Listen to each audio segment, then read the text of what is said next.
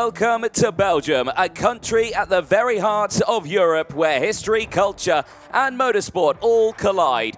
Just over an hour's north of here lies Brussels, the capital not only of Belgium, but of the European Union itself. But we're not going to talk politics, we're going to talk racing because it's now time for the Superheats and finals. It is finals day for the final round of the IAME Euro Series in 2025. It's tantalizingly close in the minis and the seniors.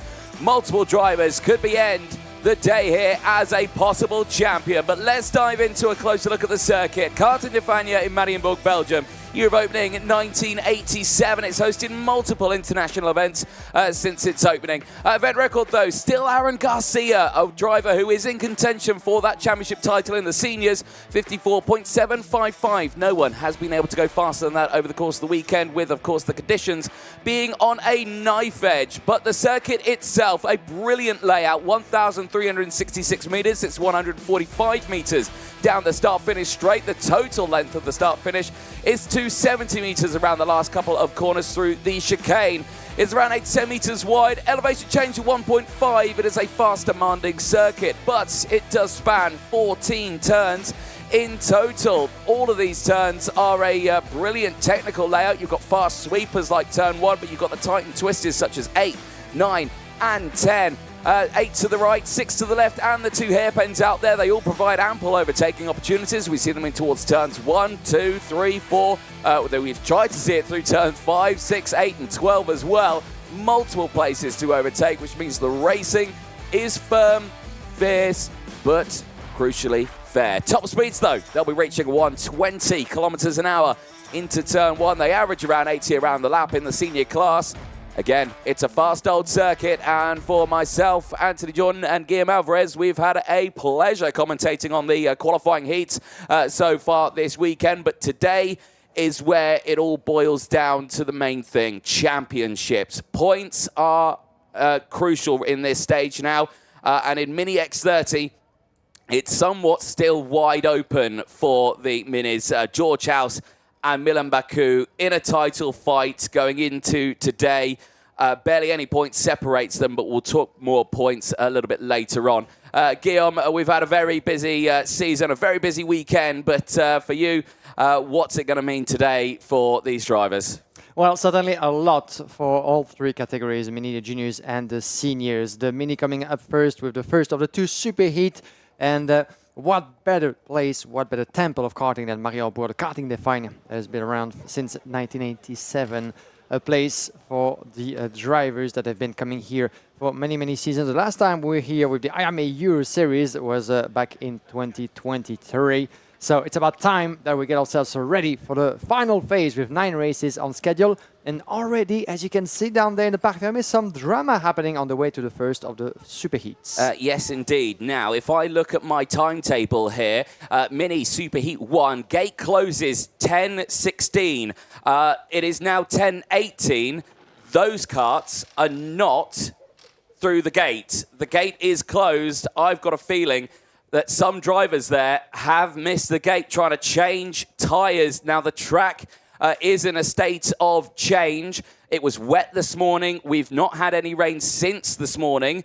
And, of course, we've had all the warm-ups go out. They've been out on wet tyres. They have cleared the track on a specific racing line, so there is a dry line forming out on the circuit. And I think a few drivers have, unfortunately, missed the whole shot on that one. One driver who hasn't missed it is the man who is at the moment leading the championship. George House has come into today with 221 points. Now, there are drop scores in effect at the end of the day.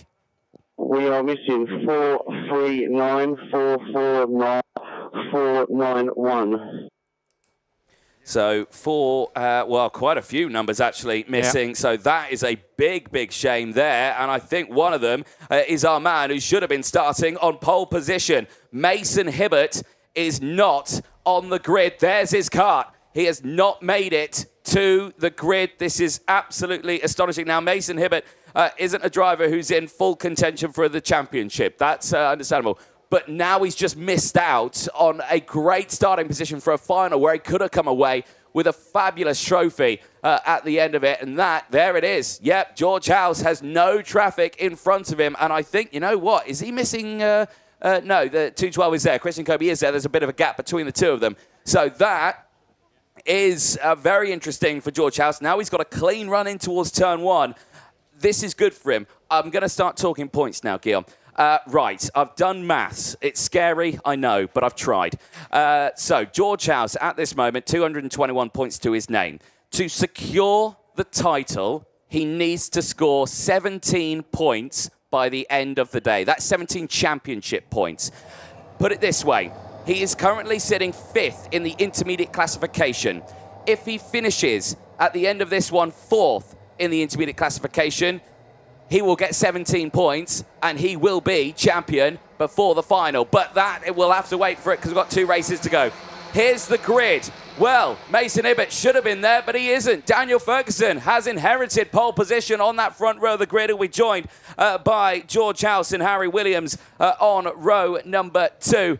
Row 3 will be Christian Kobe and Charles Ural. They'll have no Nahil El Gahoudi on row number 4. Min Jae Kim will be all on their own on that 4th row of the grid. Edouard Berger and Johnson Stewart also will be on that grid, and they'll round out the first half of it. And row number 6, we have Milo Cornel and then the boss. We were supposed to have Arthur Jossogne, but he's not on the grid on row number 7 with Martin Rodriguez.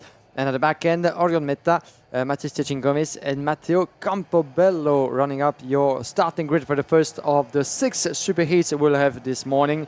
And as you can see, there's Mason a lot Ibbott's of talk. Yeah, Mason is out with his fusion mechanic, and what on earth happened there is certainly a gamble that some of them were trying to go for, considering that the conditions are still between wet and drying. And we've seen some of the mechanics coming along with some wet tires, waiting for the very last moment to go for the switch potentially.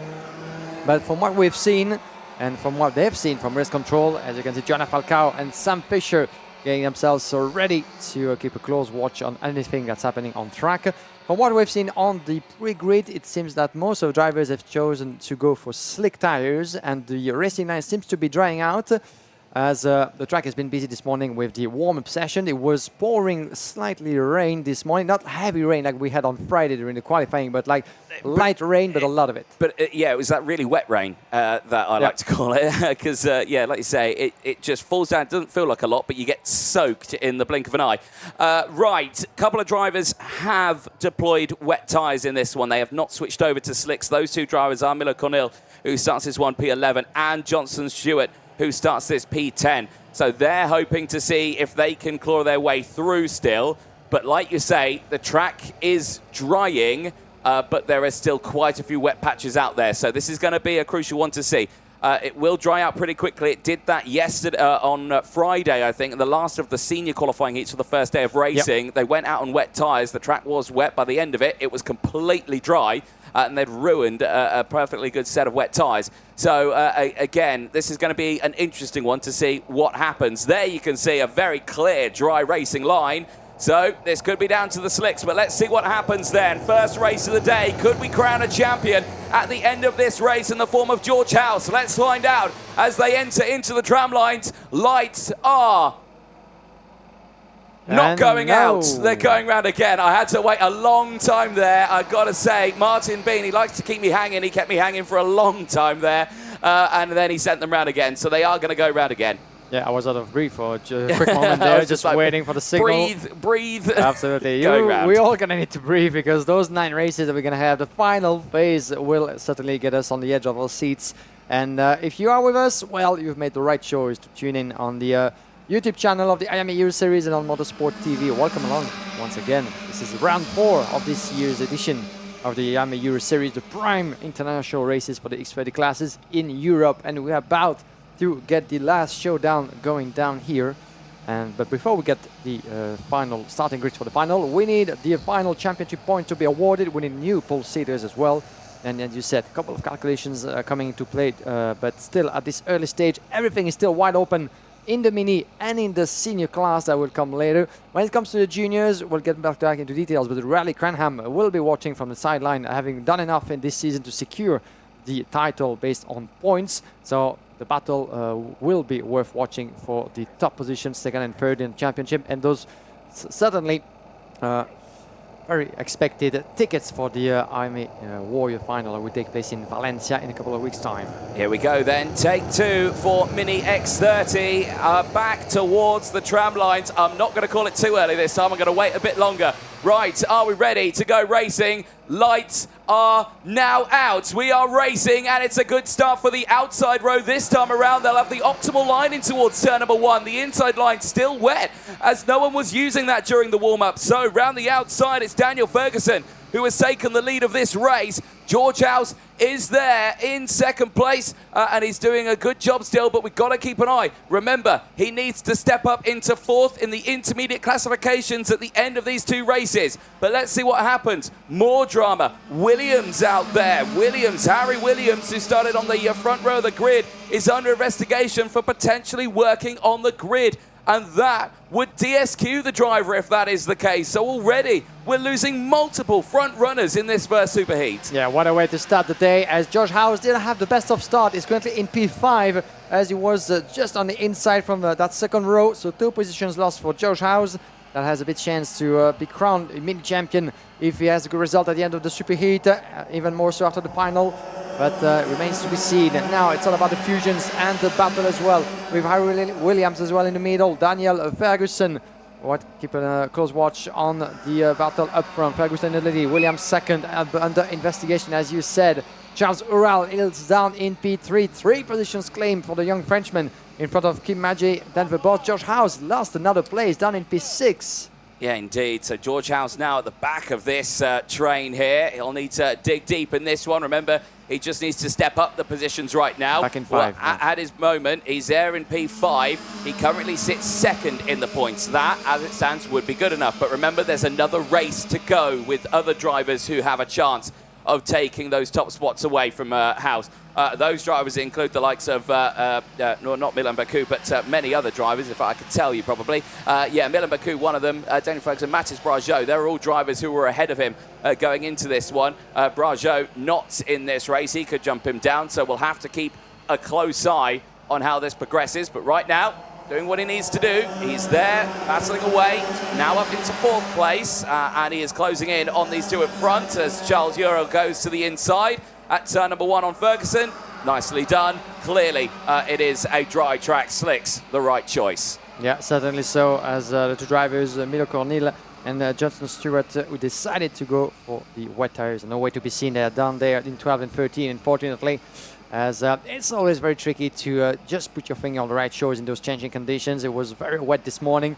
Was still a little bit before we got going, but the racing line now provides opportunities for the slicks on the way to turn number 6. That happened. I have seen so many overtaking maneuvers through the course of the qualifying heat yesterday, as Charles Hall is putting a few meters between himself and Ferguson and Williams down in 3rd. Josh House keeping a close watch from 4th position, and we have Kim Corby. As you can see, the rain radar is giving us some precious information. It's still light in terms of clouds coming our way for now, but I've been led to believe that we may have some rain coming around 11 o'clock or throughout lunchtime and in the afternoon, which wasn't what we had been told before. So it changes and keeps on changing here in south of Belgium, as often it is the case in Mariembourg. As I think for the back, George House is about to lose a place to Kim up to 4th place, and George House losing one. He's going to have to keep on working as he keeps fighting exactly that on the inside of turn number 2. The pressure is on George House, but he doesn't let himself being impressed. Yeah, he needs to be careful here.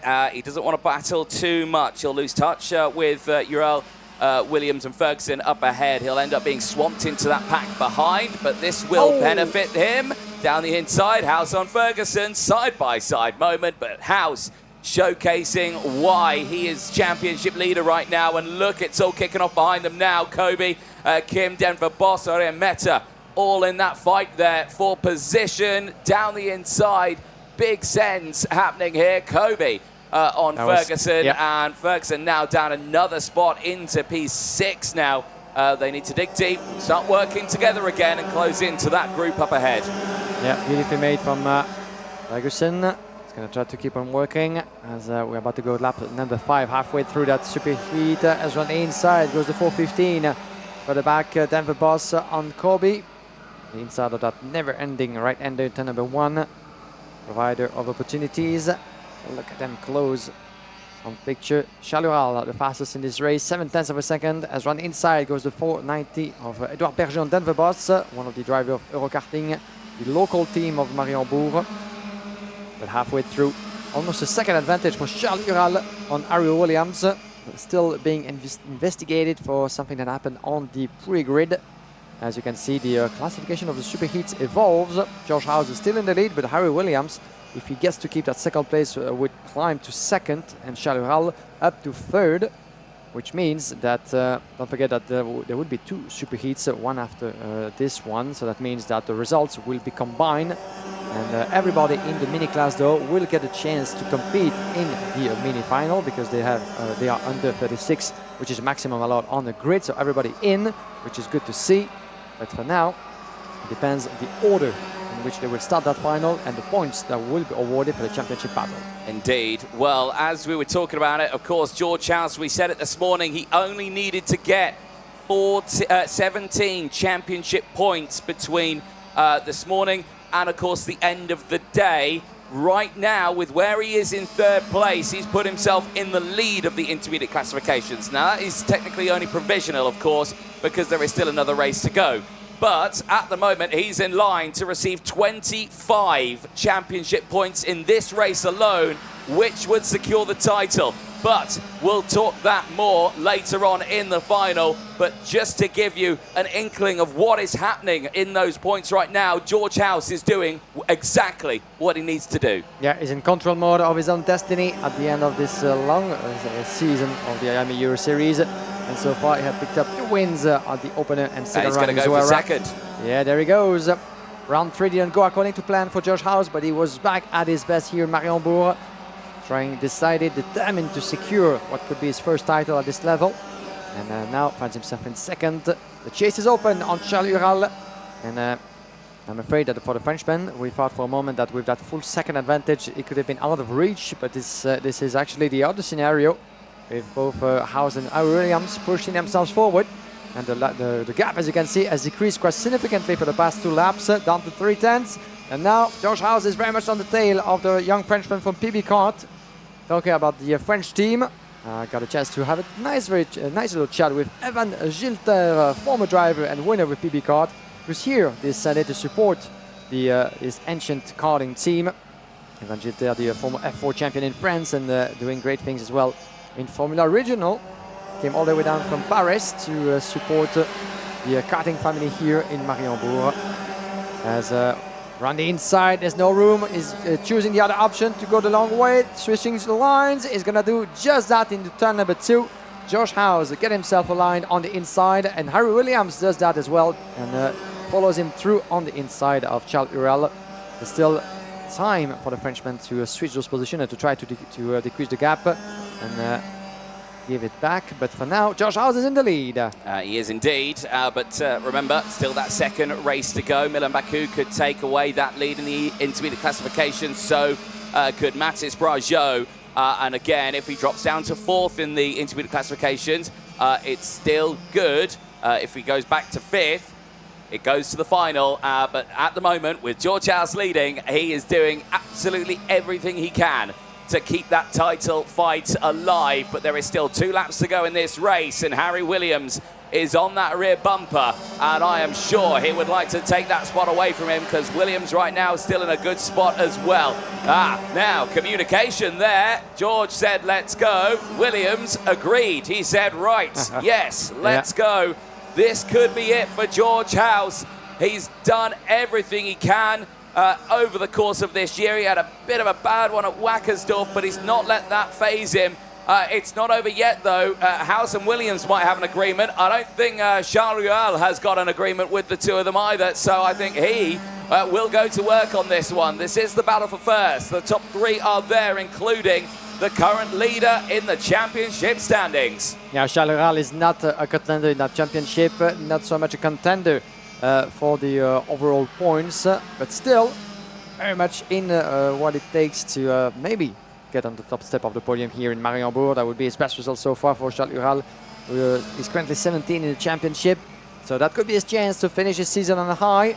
And by doing that, it would be 4th in the classification as for now. If he stays like that, that would mean 2nd row start on the final.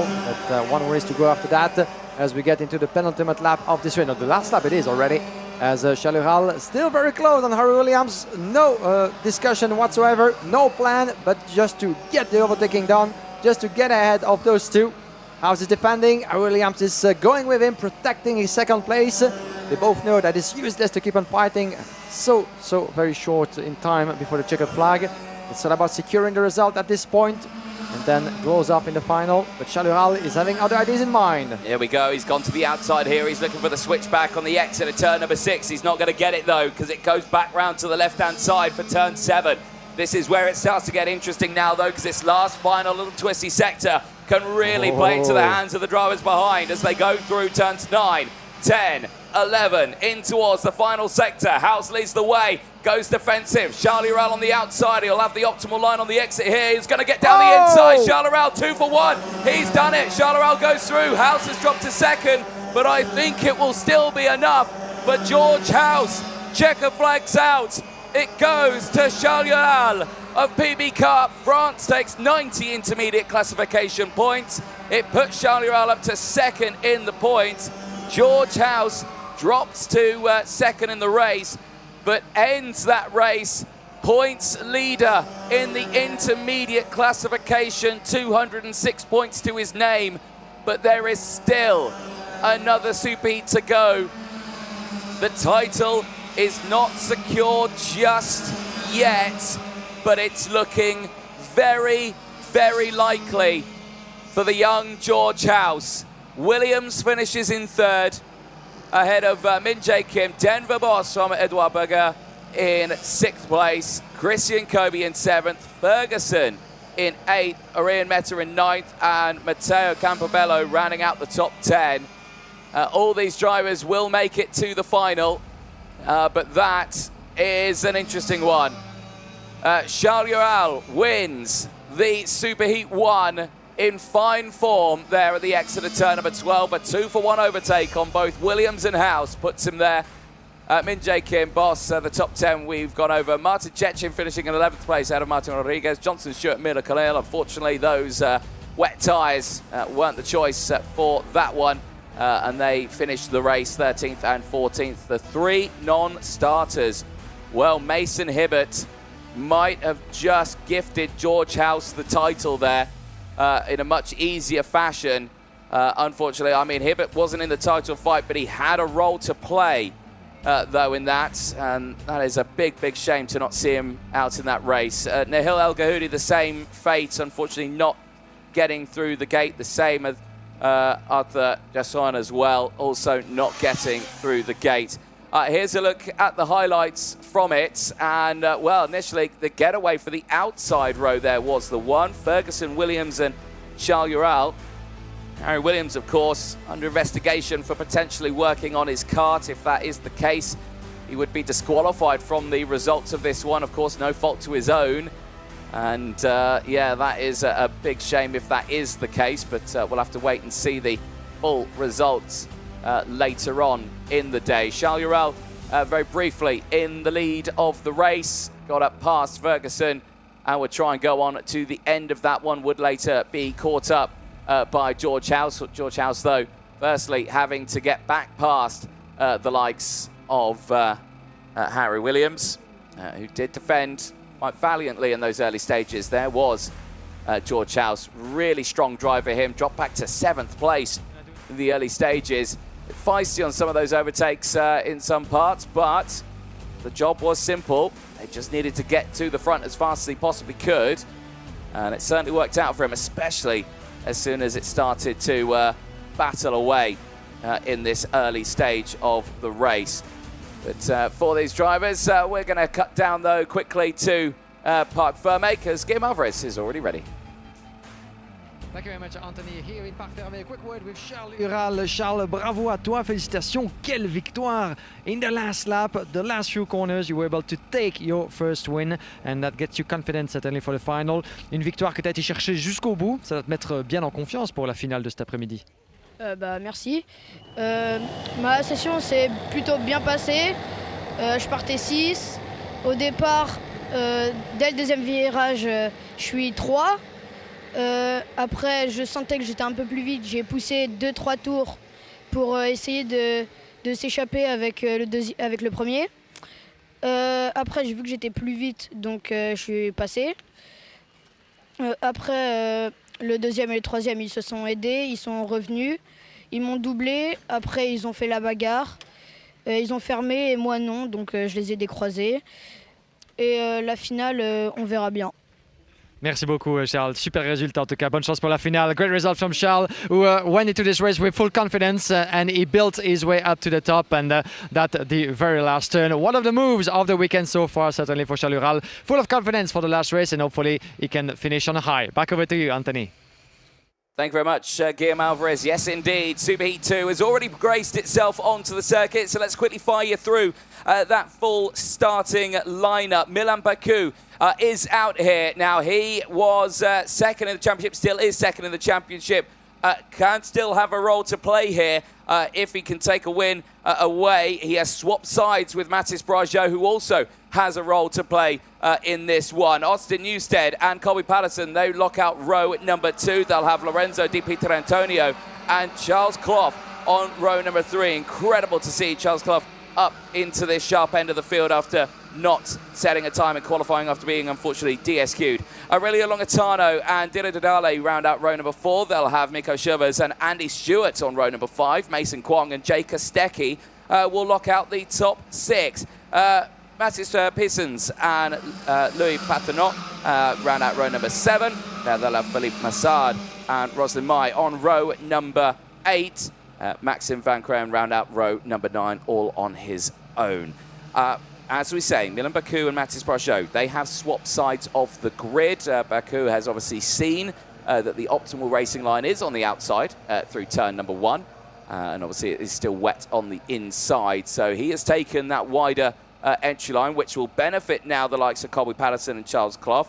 Mathis Brageau, Austin Newstead and Lorenzo Di Pietrantonio will also be caught out in this one, but there is still drivers here that could potentially take it to George House, but we'll wait and see. Little bit concertina effect there, but the field looks good now for Superheat 2 in Mini X30.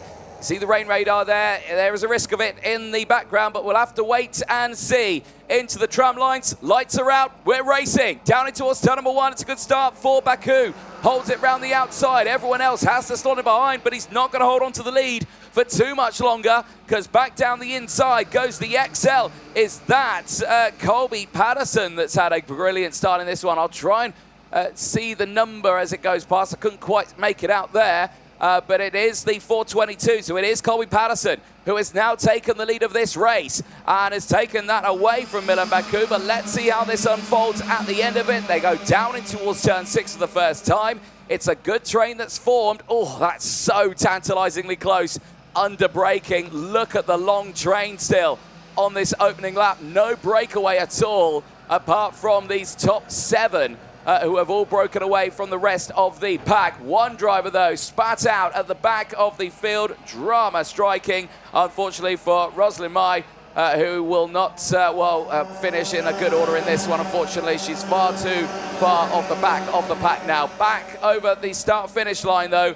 It is the likes of Colby Patterson who leads the way, but Milan Baku down the inside at turn 1. And there goes the Belgian driver. Onum Sol is fired up suddenly, and unfortunately Patterson is about to lose more than that, as the door was widely open into turn number 2. Enough for Claude and Mathis Brageau as well to make their way past, as the Spirit Racing driver very much on the tail of the 406. Austin Newstead actually is the one from Fusion who dived around the inside there, building his way up to the top positions. And what a weekend has had Austin Newstead. If you were not with us Friday and yesterday, you might know that he missed his qualifying due to technical problem with his exhaust, was forced to start from 14 in all of his qualifying heats, climbed maybe up to 30 places to get himself within the top starting position, 3rd on that grid. And now he's fighting for a win in the Superheat and will be one to watch up until the end of the weekend. So a great recovery effort for Austin Newstead. And look at him go. The pressure is on Milan Baku now. He's your leader, but for how long? A little bit of a help from the toe. Run inside, the door is open. textbook move from Austin Newstad, your new leader, Milan Beku, led in through. Oh, and a bit of a moment from one of the Eurokarting. That's Didier Didier Dardale, Dardale, yeah, the yeah. Belgian racing team. That's Yeah, right. going wide at the exit of turn one, and that just showcases that, yes, there might be a dry line, but certainly it's not grippy out there at all. Yeah, certainly got trapped a little bit on the outside of that turn number one on the curb. Still slippery, 15 degrees in the air, drying track, and the clouds are gathering above our heads right now. We won't look at it just for now, as the battle is raging in the hairpin. Still a long way from here, but it's getting closer. It's getting closer. Touch wood, not to have too much degradation when it comes to the conditions. Now, Newstead, Beku Brajo, your top three leader, Pattison, Claude Derdal. The Belgian racing team was busy competing as well in the Zolder 24 hours in GT racing this week as well. So all over the place for the national team of karting here. As Didier Dardal is going to try to catch up again with Charles Claude for P5. Indeed. Well, only Mathis Brajo can put in the work here in the championship to try and take it to the final. However, even if Brajo gets past George House in those intermediate classifications, which I'm sure in a moment we'll dash up on the screen for you, Baku leads the intermediate classifications now from Newstead, who's second. House has gone down to third, but remember what I said, needs 17 points to, I think, be joint on points. That's going to make it interesting now, because now that Brajo's got through into second place, this could still make it interesting. I'm going to do maths again, because I think if he gets 17 points, I think he matches on points with Milan Baku, which means it still technically goes to the final. So I am just going to double check those maths at the end of this one, but certainly this could make it interesting. But we'll have to see what happens to the intermediate classifications when they cross the line now. Does Brajo go up? He does, but Baku goes down. So House technically stays third, so he is still good in this one. There is actually nothing that they can do at this stage. George House might have done enough with that victory early on, but right now, still we'll watch this fight as Milan Baku, I don't think will be too happy with dropping to third. I think he would like that back, and well, there, Colby Patterson just behind is slowly reeling in the top three right now. He could make it a group of four. Yeah, the contact will be made very shortly, halfway through this second superheat of the mini class. Milan Baku is being stuck by the look of it behind Mathis Brajo. Not happy at all, the Belgian driver, against the Frenchman. But Brajo is doing his bit as well. Oh, the 469, unfortunately, into the grass. This is Louis Paternot, yeah, from Spirit Racing, one of the teammates of Mathis Brajo. Quite unlucky there as he got out. Was it at the hairpin of turn number 6? Might have been. I think so, We'll yeah. look back in a moment, but the gap is still very much down, 0.2 of a second. That could give the opportunity to Pattison to get close. Beku is waiting for the right moment to launch an attack, aware that victory is still up for grab, depending how much they can work together to try to decrease the gap on Austin Newstead. 0.6 of a second now between the leader, who finds himself for the first time leading a race this weekend, Austin Newstead, and is worked hard for that, that's for sure.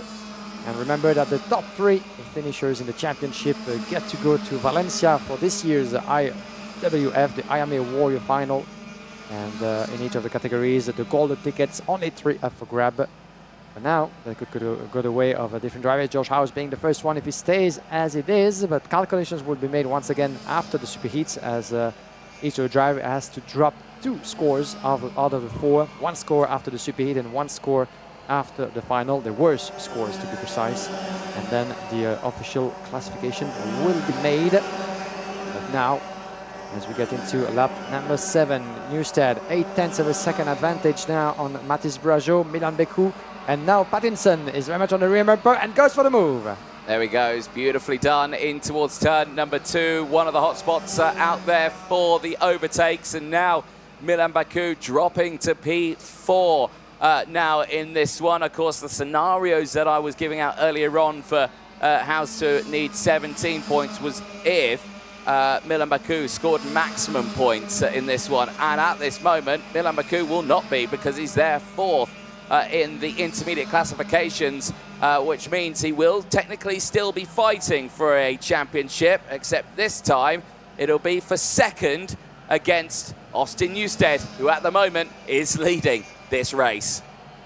Yeah, what a ton of event for this is for the young Brit, as Mirko Schweers is under investigation. Currently a little bit further back into that, yeah, he's P12 at the moment, having dropped 3 places. Running inside goes Mathis Brageau. There's a change. As for second, Pattinson, my apologies, with Brageau, who fights back and switches position. Milan Beko inside as well. Watch out not to go for any unwise move there.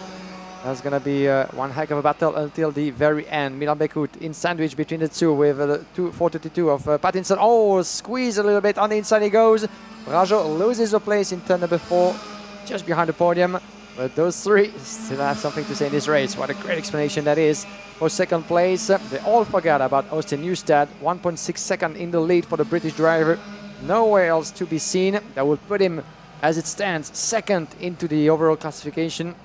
Just 1 point shy from Milan Beku as it stands, with Josh House down in third, which means that Milan Beku could find himself on pole position for the upcoming final, with Newstad on the front row, Josh House on the inside, as he was just at the start of his race before. As you can see, Brageau 4th, Ural Williams, that would be for the top 6.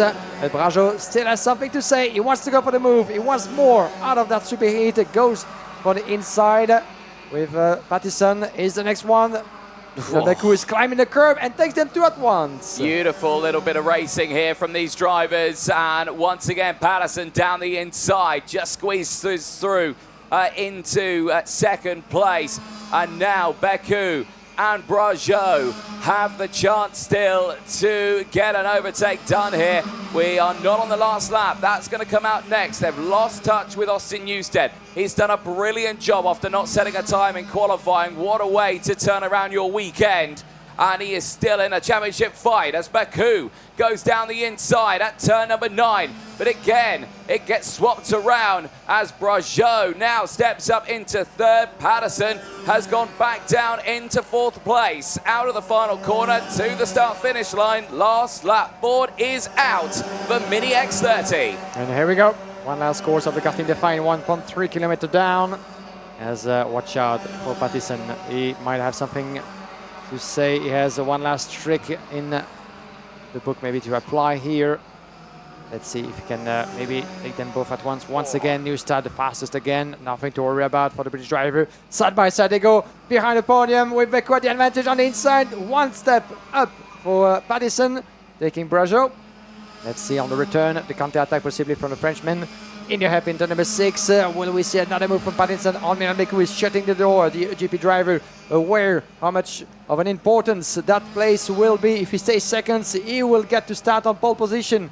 And that will certainly count double when it comes to the confidence coming into the last race of the weekend. Milan Beku has to stay in second. Otherwise, he might miss on that pole position. That would go the way of Austin Newstad. But one last kick of the throttle outside of the last turn. The checkered flag is waving. Newstad did the job. Who will we have in what order? A quick look over the shoulder. And Milan Beku is the first one to cross the line out of the 3. Second at the checkered flag. Pattinson third, Mathis Brageau 4th. Beautiful piece of driving and racing ballet, as I like to call it, between those 3. But in the end, Milan Beku did enough as well to secure the top positions at the end of the qualifying heat and superheat. Beautiful piece of driving, but Milan Beku after the superheat is leading. We had George House leading the classification after the superheat and taking 25 points for the championship. Now, after the superheat, the ranking is updated, as you can see, with Milan Beku now topping the classification for just 1 point in front of Austin Newstad, which means that Beku will take 25 points for the championship, and there's still 50 up for grab, plus the fastest lap if you can get it into the final. So it's still very much open, even though, as it stands, calculations will be made, scores will be dropped, but George House had to finish within the top 4 of both superheat to secure this year's title. Well, Austin Newstad wins on the road for the first time this weekend. Milan Beku second did what he had to do from Colby Pattinson, Mathis Brageau, Aurelio Longitano, Jay Kostecki, Mason Huang, Charles Clos, Lorenzo Di Pierantonio, and Mirko Schweers. That's for your top 10. 11th place goes to Didier Derdal from Andy Stewart, Philippe Massard. Then we have Maxime Van Kran, Mathis Pissens, Luis Paternot, who got into trouble at some point in his race. And unfortunately, we lost Roslyn Enneke. the only driver that didn't get the checkered flag inside. Let's see how things played out in this second superheat of the mini class. It was a good getaway from Milan Beku from pole position. Most of the drivers having a good opening lap, but right inside went Colby Pattinson as well as Mathis Brajot. The 422 of Pattinson was the first one to take the lead from the pole sitter. The trouble for the 486 of Rosalind Heineke from NGP. The DNF, unfortunately, for the Dutch driver. And then the battles were up plenty into this superheat. First, with the return at the forefront of Austin Newstad, who kept on climbing positions after positions. A little bit of a trouble for Dieder Verdal just at the back end. The Belgium racing driver would finish P11 as a result of that going off in turn number 1. Then halfway through, Mathis Brajot, Milan Beku battling along for second place, trying to chase Austin Newstad with a little bit of help from Colby Pattinson, before Pattinson took matter in his own hands and went past first Beku, then Brajot for second place. We thought for a second that he would be able to secure that second spot, but still the Frenchman had more than one trick up his sleeve and decided to go back for the battle, as well as for Beku, taking the place back on the inside of turn number 4, taking Pattinson with him. Beautiful piece of driving on the inside there. Brajot was certainly a little bit powerless in that battle. As we follow what's left of the replays, we're gonna cut short and go back to the Parc Fermé to hear from the protagonist of that superheat. Thank you very much, Guillaume, down here in Parc Fermé and with Austin Newstad. Race winner from that one. Austin, night and day difference from qualifying, drama in qualifying, but now you're the leader of the intermediate classification and you start on pole for the finals. That's absolutely incredible. How are you feeling after a tough weekend? Yeah, it's really good, of course. Obviously, in qualifying, we had the technical flag and the exhaust. We had a bit of a problem, so I ended up starting at the back for every race. And yesterday, I managed to come through, being at the front for most of the racing, and then managed to start for this one. I managed to get to the front and get away. It's still been a good weekend for you. Great results, like you were saying, all the way throughout it. What about that race you just had, that superheat? Bit challenging with the conditions. Yeah, obviously, I was starting on the inside. The first corner was very wet on the inside, so we all slid out, so it wasn't a too good start. And then I managed to get back through, picking them off one by one. And then I managed to defend it for one lap up, and then they just managed to get the cut back on each other, and I just managed to get away. Yeah. It worked out very well, didn't it, for you? But final to go, and still a championship P2 or P3 up for grabs. So we look forward to that one. Best of luck, and we'll see what you can do. Thank you. Excellent stuff. Plenty more racing to go, though. Time to turn our attention to the junior category. Back to you, Guillaume. Yes, indeed, Anthony. Thank you very much, Austin Newstad, for talking to us once again. And as you mentioned, still a second or a third place up for grab for the young Brit who finished the qualifying heat in third place overall behind George House and Milan Beku. And now finds himself starting on the front row of the final, coming up alongside Beku and in front of George House and Mathis Brajot, stays as it is. So a good end of a weekend that it started. Certainly not the best way in qualifying for Austin Newstad. It was proved once again that pace is on his side on the layout of Mariembourg. A lot of people into the grandstands as we wait for the next race coming up. The juniors are up next. Two superheat races. The superheat 1, superheat 2. The process is the same with Dan Halleman at the forefront of the first grid. The classification of the two will be collected. The points will be awarded for the championship, but the final grid will be decided based on the two results of the superheat 1 and 2. Now, Dan Halleman, when it comes to the juniors, has done one heck of a job this weekend here in Mariembourg, picking up the lead at the end of the qualifying heats and the 25 championship points that come with it. So as it stands, as we mentioned before, Raleigh Cranham is not competing this weekend. The British driver from Fusion Motorsport decided to be from the sideline to sit that one out, and for good reason. He had done enough to secure this year's junior title in terms of points collected, with 2 wins to his name and a second place. So he wanted to keep it cool for the final. He still is here with us to celebrate his achievement and get the trophies back home. So there's still plenty of tension, plenty of possibilities for second and third in the championship, and the much for tickets for the IWF. So make sure to be with us for the battles coming up plenty in junior and senior, as the battle for the title is still wide open when it comes to the prime category, the senior class that will come into play a little bit later. Now, the green flag is waving, the whistle has been blown by the grid officer, Ross Apton, and now the drivers make their way onto the grid. Here's a look at the starting order. Dan Harleman and Archie Owen all posted at the start of the weekend on the front row of the grid. Second row is Alex Martinez and Max Juhl. And we have Bink van Schedel and Finn Lintz. Row number 4, we have Aurelia Lemaire and Daniel Oliver Sanchez, followed by Aurelio Gustinelli and Max Andeker. Row number 5, row number 6, Rock Pinera and Lorenz de Kock. Row number 7, David Stefan Minciuna and Zoltan Kony. Row number 8, Yul Rana and Arlen Musk. Row number 9, Stuart De Vries and Bruno Grilling. Row number 10, Freddie Wood and Jonas Pendis, followed by Elias Erdesdoble, Alexandre Point, Jules de Koen, Theo Polican, and he was supposed to be there, and Riley Graham is very much in the grandstand on sideline, keeping a close watch on the battles on track coming our way, but is the champion of 2025, the junior class. But coming close on points behind him are JC Phillips, Dan Harleman and Louis Bazire that will have next in Superheat number 2. They are the drivers with still a mathematical chance to grab the IWF tickets.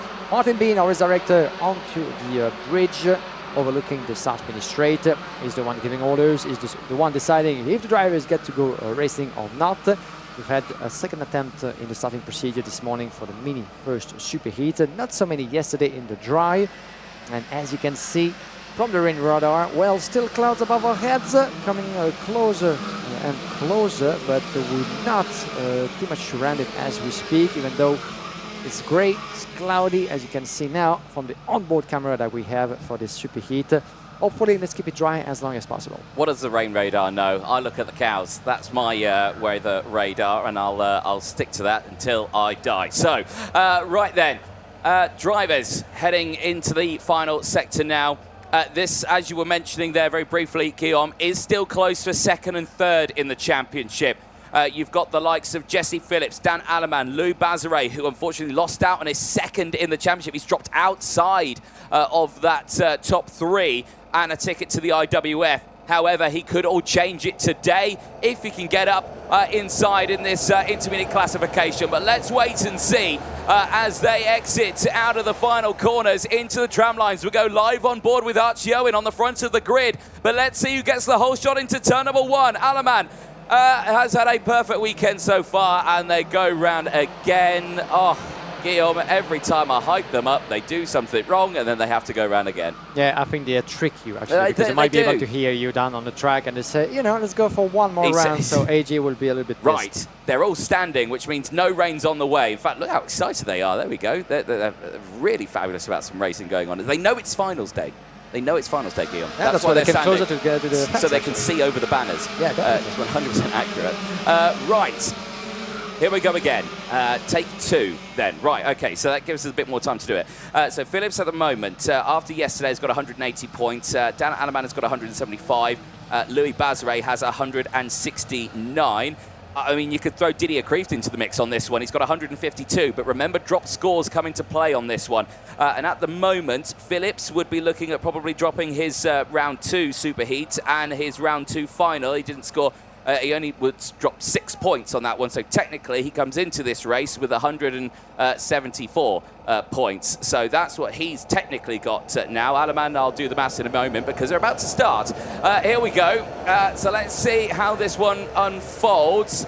Second time's the charm for Junior X30 as they make their way back into the tram line to wait for Martin Bean to give us the go, no go. We get the go, we go racing down into towards turn number 1. It's a good start for Alleman. Sweeps into the inside, utilises that dry racing line and keeps the back of the pack at bay. Martinez has had a really good start for the Axion Racing team. He's up there into second place. This is a really strong performance from him so far this weekend. There you can see the likes of, I think, is that Daniel Oliver trying to push his way through? It is on the MDC Racing Machine.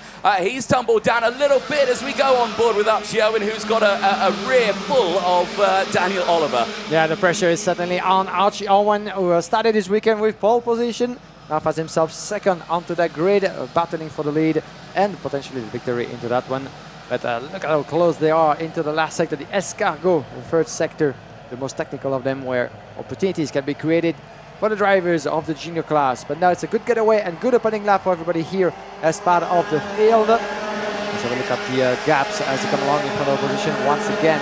Dan Aleman has been in the lead, as run inside, goes the 81, beautifully made by Finley Lines on Big Van Schedel for the third place. But Dan Aleman has built his own little gap on the opening lap, 1/2 of a second now in front of Alex Martinez. And we have now Finley Lines done up in third from Bank Van Schedel. Max Yule, Archie Owen down in 6, Daniel Oliver Sanchez, Max Andecott, Rock Pinera. Pinera getting a place up to 9 in front of Max Andecott, and Gusignelli running up the top 10. And as you can see, by changing positions, they change as well the fate on the standings, with Dan Aleman very up in the lead. Martinez up to second in front of Archie Owen. That's the classification as it stands. And remember that we're going to have to wait the Superheat number 2 to have the full starting order when it comes to the final grid. But championship points are at stake, very much so. While doing the maths, Dan Aleman in his position now with a perfect weekend so far would put him on 200 points from the rest of the field. That obviously can't catch up to Cranham, but he would, I think, jump up quite nicely. Now, where at the moment is Jesse Phillips. Now, Jesse Phillips is not out in this race. He's out in the next one. He, at this moment, has got 144 points. It's 90 points for a win. He won't be able to beat Aleman, but he'd step up to second with 22 points. He would actually still have the lead he'd still have the theoretical lead for second in the championship by 2 whole championship points, Guillaume. So, yeah, very, very close still in the juniors for second and third in the points. And, of course, second and third getting those last 2 tickets to the IAME Warriors final that will be held in Valencia later on this year. And right now, the fight's still not over. Max Yule, though, doing a brilliant job right now. He's got Finley Lines all over his rear bumper. Could it be alongside him in towards turn 1? No, but he did have a think about it in the last stage there of turn 1. But no, too late for the move to be put on. And they stay line astern for the time being. The drivers now on lap number 4 of this race. You see the grandstand filling nicely. That will fill up more as the day goes on. I'm sure Riley Cranham probably in and amongst his Fusion colleagues there ahead of this race to see how this one transpires. But Yule not giving up this position to Finley Lines just yet. Lines not finding a way through. They'll have to be careful though, because Benjamin Steindl is still there behind them and is still able to close in on this one, as Aleman and Martinez seemingly not fighting. They've got around 0.6 of a second between them right now, and they're absolutely fine. They're just going along in their race. Drivers further down in the order that we'll keep an eye on. Teo Polican is looking very quick. 11 places gained right now. He is pushing through the field. This is the Archie Owen and Daniel Oliver battle. Now, this is down in 6th and 7th place, but again, Daniel Oliver really piling on the pressure into all these corners. Watch how close that MDC kart machine goes onto the rear bumper of Owen, especially when we go into the braking zone of turn number 4. Daniel Oliver seems so confident going into this corner that we're approaching now on the brakes. This time around, yeah, not close enough that time around, but on previous times, we've seen him close the distance massively, and he's been right on that rear bumper into the turn. When it gets into this tight, twisty stuff here, this is where the MDC machinery really comes into play. Yeah, he's getting closer and closer into the last sector, the double left-hand, and then the double right in 10 and 11. Where you can, you need good momentum on the way down to turn number 12, the entry of the pit lane on your left, and then the right-hander, and then going up slightly to the left and right, the last few kicks. That's 1 lap of the Mariembourg circuit, and running inside goes the 81 of Finley Lines on Max Yule. Max Yule, who lost his best result in his last qualifying heat yesterday due to a 5-second penalty and a front fairing, unfortunately. So he's there for the revenge. He's hungry for results, Max Yule, and currently he sits in 4th place overall in the classification. That will change again with the next race in the junior category. But Teo Polican, one of the drivers who put the fresher tires up for this one, the fastest in this race, and a good recovery, as you mentioned. 11 positions up to P13. Those juniors decided to wait some of them to the last moment just before the final, obviously, to put some fresher tires on, try to save themselves a little bit after what has been a difficult weekend.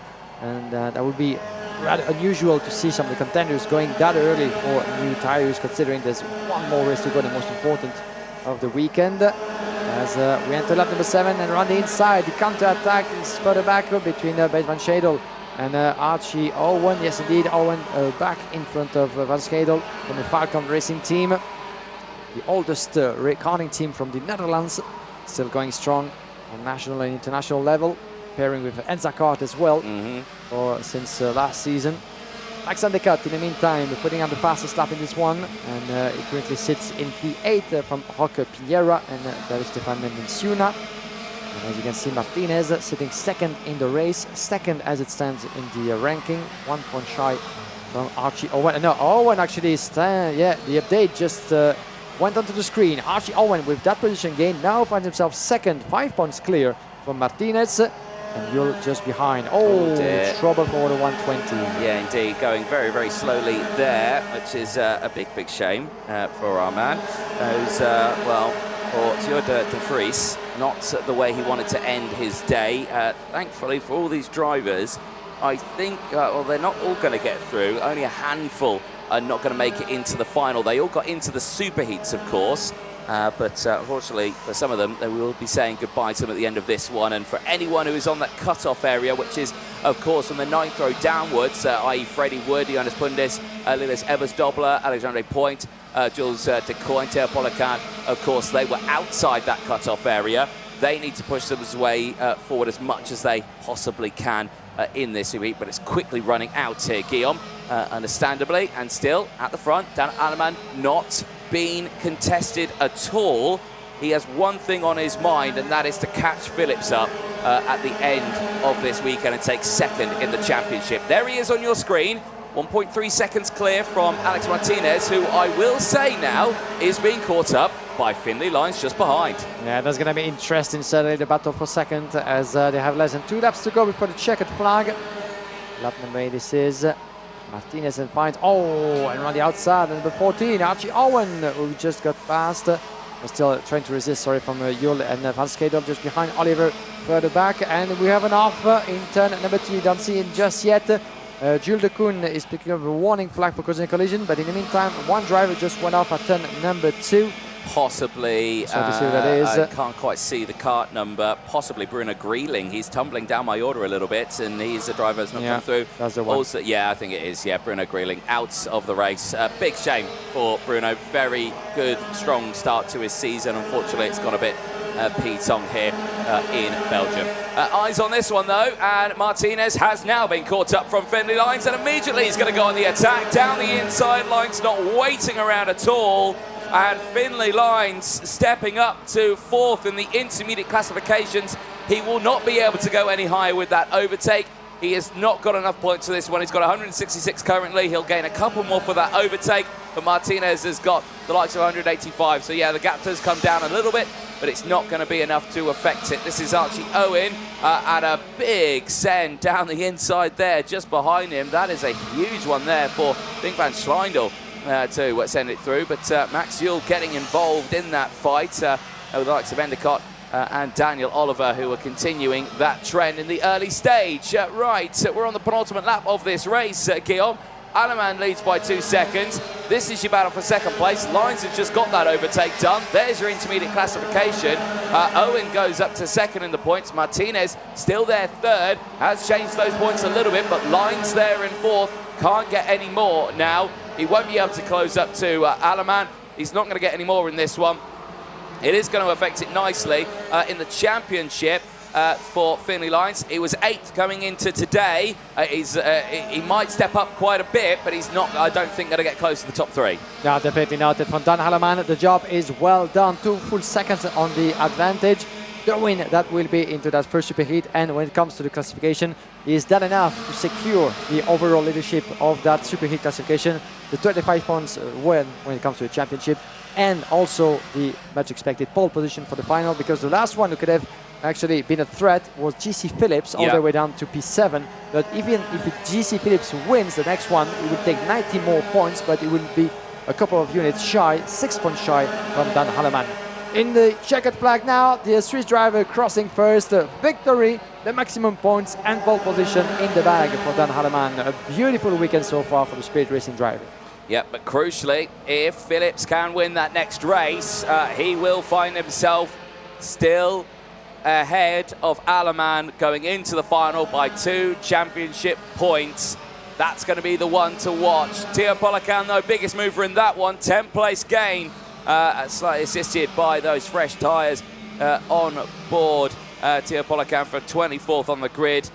He might have done enough there to get himself into the final. We'll just have to wait and see. But Dan Halleman takes the win ahead of Finlay Lyons, Martinez from Owen, Daniel Oliver from Max Endicott, Nick van Schleindel from Devin Minchuda, and Rock Pineda finishing the top 9. And Max Yule rounds out the top 10 on track. A very strong result ahead of Hugh Rana, Freddie Wood, Zoltan Koine and Théo Polican, Alexandre Point and Aurelio Agustinelli, Harley Musk from Aurélien Lemaire, who ran out the top 18. Jules de Coin, Sjoerd de Vries, Jonas Pundis, all finishing in the top 21. Retirements, Bruno Grieling and Lorenz Deco, unfortunately not seeing the flag. Ebbers Dobler not starting. And of course, Cranon watching from the sidelines in this one. That's one race down for the Superheats in Junior X30. One more to go. Dan Halleman has secured pole position. That is signed, sealed and done. But the championship fight for second and third is not done yet. We'll have to wait for the final for that one. Here's the highlights then. Halleman, well, what can you say? Solid weekend all around. Third in qualifying. 3 qualifying heat wins. He wins his superheat. He has maximum points in the intermediate classification. And he goes into that final P1 and still hunting down Jesse Phillips for second in the championship. The racing action, though, kicking off. Finlay Lyons having a good race in that one. A 4th-place gain for the young Briton. And he steps up the order quite nicely here as he went wheel-to-wheel with Max Yule. Yule, as well as another driver, has had a very strong start to his weekend. He has come a little bit down here and there in that race. He has dropped to 8th in the intermediate classification, but he's still in a very strong position, is Yule, going into the final. Dramas kicking off at the start of the race there. Sjoerd de Vries going off the circuit. We earlier lost Lorenz de Kock, of course, and of course Bruno Grieling, who had retired from the race. A big shame for him. The eyes watching off the back of our man Archie Owen. And from the front of the grid, not the race I suspect he would have wanted on this one. Archie Owen at the end of that one, dropping to 4th place, but still in a strong position nonetheless when it comes to that final, as he's second in the points, but still with a race to go. Checker flag out. It went to Halleman, Lyons and Alex Martinez, who will head into their final later on today in a really strong position. But one more race to go for the juniors. Before that, let's head down to Parc Fermé and to Guillaume Alvarez. Thank you, Anthony. Here with Dan Halleman, the man to be, the man on form here on the karting Define. Dan, well done to you. That's another perfect race for you, securing not only the championship points, but also the pole position for the final. So what's the feeling right now? Confidence, I guess? I was very happy because I know with us finishing second, there's Phillips who could finish starting first on the final. There's a lot of points from the first to second. So I started to push directly from the beginning, and it worked very well. Well, we all know that Riley Graham has done enough before this race to be champion. That's one thing done, but still P2 and P3 up for grab, and also the tickets for IWF that you can get your hands on. So feeling confident and ready to go for the final? Yeah, very confident. Yesterday I looked, I was third, 5 points behind Phillips. And now I think I'm 2 points behind Phillips if he finished first. So it's going to be a tough final.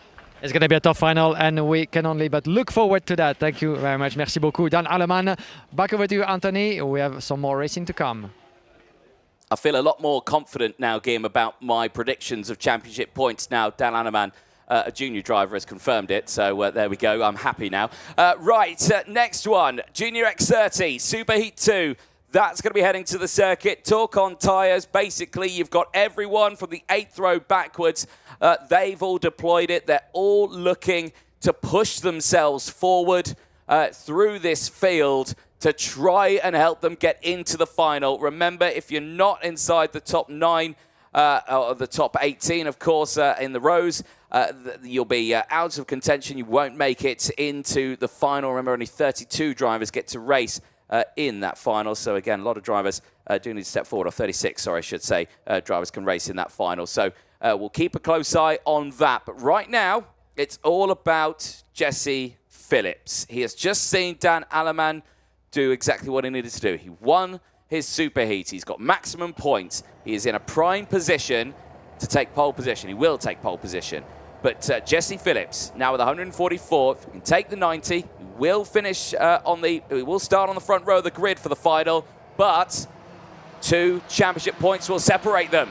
Jesse Phillips and Stid Rainmaker on row number 1. Didier Krief and Mateo Menes go from row 2. Noah Grenier and Jan Rodriguez round out row number 3. Louis Banzaray and Antoine Duval round out row 4. They'll have Benjamin Westwood and Nilas Malik on row number 5. Flavio Cala and Gabriel Canal go from row number 6. Ludwig Van Christ and Czech Peters goes from row number 7. They will have the likes of Edouard Godefroy and Antoine Butz on row number 8. Maurice Vacruz and Mathis Musch go from row number 9. All of these drivers from this point onwards are on fresh tyres. Max Lecroix, Jacob Bachelor, row 10. Igor Ivanchenko, Lorenzo Lau on row number 11, and Veer Chopra and Adrien Canal, all fresh, brand new tyres on board for this race. So let's see how this goes. Can they push forward enough in this race to help them squeeze into that final later on today?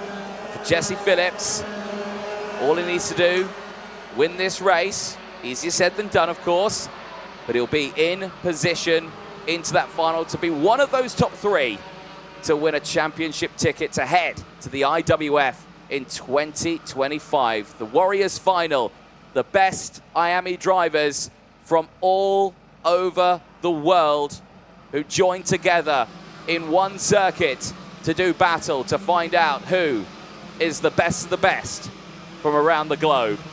But right now, in the IAME Euro Series, these drivers all vying for a chance to get that ticket. Of course, it's not only this weekend that you can get a ticket. You can get a ticket from the UK in the IAME Series A. You can get tickets for the Euro Cup as well. That's going to be coming up in a few weeks' time. So at Le Mans, there'll be plenty of chances there. Of course, you've got the Ladies' Cup, the Euros, you've got Masters, Grand Masters, Gentleman's Cup, I think there is as well, which is quite a funny one for me.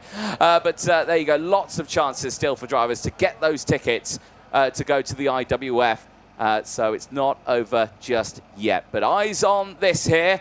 It is a Fusion row 1 lockout with the Briton and the Belgian, Phillips and the Radermaker, who are wheel to wheel now into the tram lines. Are we going to be racing? We wait for the call from Martin Bean. It is lights out. We're racing down in towards turn number 1. Good start for the inside row, but keep an eye on all those drivers in the background who are going to want to push their way forward on those brand new slick MG tyres out there. But let's see what happens at the front. Phillips needs to win this race, and at the moment he still controls it at the front of the grid at the exit of turn number 3 and into 4. Drama for some drivers at the back of the grid. They get a little bit tangled, but we're all still running. Crucially, though, it's a good breakaway. The Radermaker, though, is right on his tail, and the same Didier Krief is also there as well. They're all going to want to vie for a chance to be on that top spot at the end of this one, but let's wait and see what happens. Yeah, you heard them talking to our microphone yesterday. Victor Rademacher or Jesse Phillips were one of them, saying that, yeah, there's not so much of a talk between the drivers, at least as far as we're concerned yesterday. Maybe now the situation might be different coming to the final phase, but sometimes they are being let free to drive for their own results, even though this time around we all know that out of the 3 in the lead from Fusion, Jesse Phillips is the one with the strongest chance to get on the front row of the grid. And if he stays where he is, it would be P2 just behind Alleman on the outside of the front row. Running inside goes Melis from TB Kart, the Rave Racing team, now driving with the Italian machine. Now up into P3. The Rademacher down to P4. Louis Bazira just behind. One of the contenders still for that vice champion position in the junior category. Noah Grenier, Westwood, Rodriguez, Duval. Antoine Duval, who didn't have the best of outcome in his last qualifying heat yesterday, as he's dropped a place just in front of Malik for the top 10. And as you mentioned, we'll let's keep a good look on the remontadas from behind with the fresher set of tires that have been put by most of the contenders in the second part of the grid. From row number 8, it's all fresh rubber, pretty much, for drivers trying to save a little bit of what's left of the weekend after what had been certainly a difficult run of races, as Louis Bazire just made his way past Stig de Rademacher for P4. Yeah, indeed, nicely done, up into 4th place. Right, let's do some talk on intermediate classifications then, and points. So, bang on the money with Phillips. He can only get up into 2nd place. Of course, maximum points for Dan Alleman. No one was going to be able to beat him. So Phillips at that point then would take 22 points, meaning going into the final, Jesse Phillips would have 202. Dan Alleman would have 200. 2nd and 3rd in the points, separated by just 2 points. So absolutely tantalisingly close. We look forward to that one. That's, of course, if that result stays the same. Archie Owen now drops down to 3rd from Alex Martinez. They are outside chances for the championship, but again, it's not going to be one to play a role on. Louis Bazire is one that we need to keep an eye on. So Louis Bazire right now does not sit anywhere inside the top 8 in the position with they're currently in 4th place, and now he's going to lose out to Rademacher, who sends it back through, and now it's going to be a long old run for Louis Bazire in this one. He needs to get those points to get himself back up into the top 3 of the championship. Big moves down the inside and running off wide on the exit. That's not what Benjamin Westwood wanted, but he keeps it on the straight and narrow and continues in this fight. Yeah, certainly not the best way to finish your weekend in that super heat, but Benjamin Westwood is still very much on track. Here we're back with the leaders on the GC Philippe D Creeft into the escargot, the double right-hander turn number 10, turn 11 on the way down. D Creeft and Phillips playing the long game, playing as well for the team. With that position in the racing for D Creeft, as you can see, he would be pushed a little bit up into the classification, up to P5. For GC Phillips, that's all he wanted. 2nd place, front row start for the final. The Creeft won't be too further back in front of the Rademacher. Medicine lines. Things will again change if there's any position switches throughout the course of those next few laps. But the Creeft, while protecting the race of GC Phillips in the lead, putting on the fastest lap, as Melis is trying to keep up with the Fusion drivers. A little bit of dust onto the racing line kicked off by Benjamin Westwood there. On the entry of turn number 6, Westwood was on turn number 3, but still watch out on the racing line onto the curve before the hairpin. As Rademacher, Bazire, Duval split by a couple of tenths of a second now. It's a battle for what's left into the point ranking. Czech Peters seems to be in trouble. Tumbled down, hasn't he? Yeah, he just dead last, unfortunately, in front of Lorenzo Vlau and Maurice Verkreus, but something went wrong definitely for the Opt Racing Team driver. Indeed. Well, let's see how their day progresses then. Have they done enough to get into the final? I think for Czech Peters, right on the cutoff, he was on the 7th row of the grid for this one. He's tumbled backwards. It might just kick him out of contention for that final, which is a big shame because Czech Peters was the driver who we were talking about a lot over the course of yesterday, Guillaume, in those qualifying heats. He was in and around that sharp end. Unfortunately, some disasters here and there put him backwards just that little bit, and out of really contention in this one. I still on the front. This is back to the Stig de Rademacher and Louis Bazire battle. Antoine Duval there also. He is just behind, wanting to close in, but still for Bazire, this is going to be a really, really tense moment for him. Of course, he's been demoted out of the top 2 of the top 3, sorry, the championship standings overnight. That's obviously going to put a downer on him. He knows he can claw it back, but something tells him it's not going his way. He's not there in the top 6. He's still not there in the top 8 in the intermediate classification. So, at this moment, he's in line potentially only maybe 7 points, 6, 5, 4, 3, 2, or 1 for the top 15 at the end of this one in the intermediate classification. So, again, very interesting situation that he finds himself in, but we'll have to wait until after all the superheats and that into lunch break to see what the championship points look like. Yeah, certainly so. And for Basiré, he has the experience, he's familiar with the Belgian karting layouts, whether it is Genk or Mariembourg. So certainly a couple of troubles and issues that he had to fight with all throughout the weekend, picking up his best result at P2nd and a couple of P4 finish for Louis Basiré, but that wasn't enough to maybe secure himself at the forefront, even though pace seems to be back on the side of the Frenchman, who goes around the Rademacher and takes back fourth position.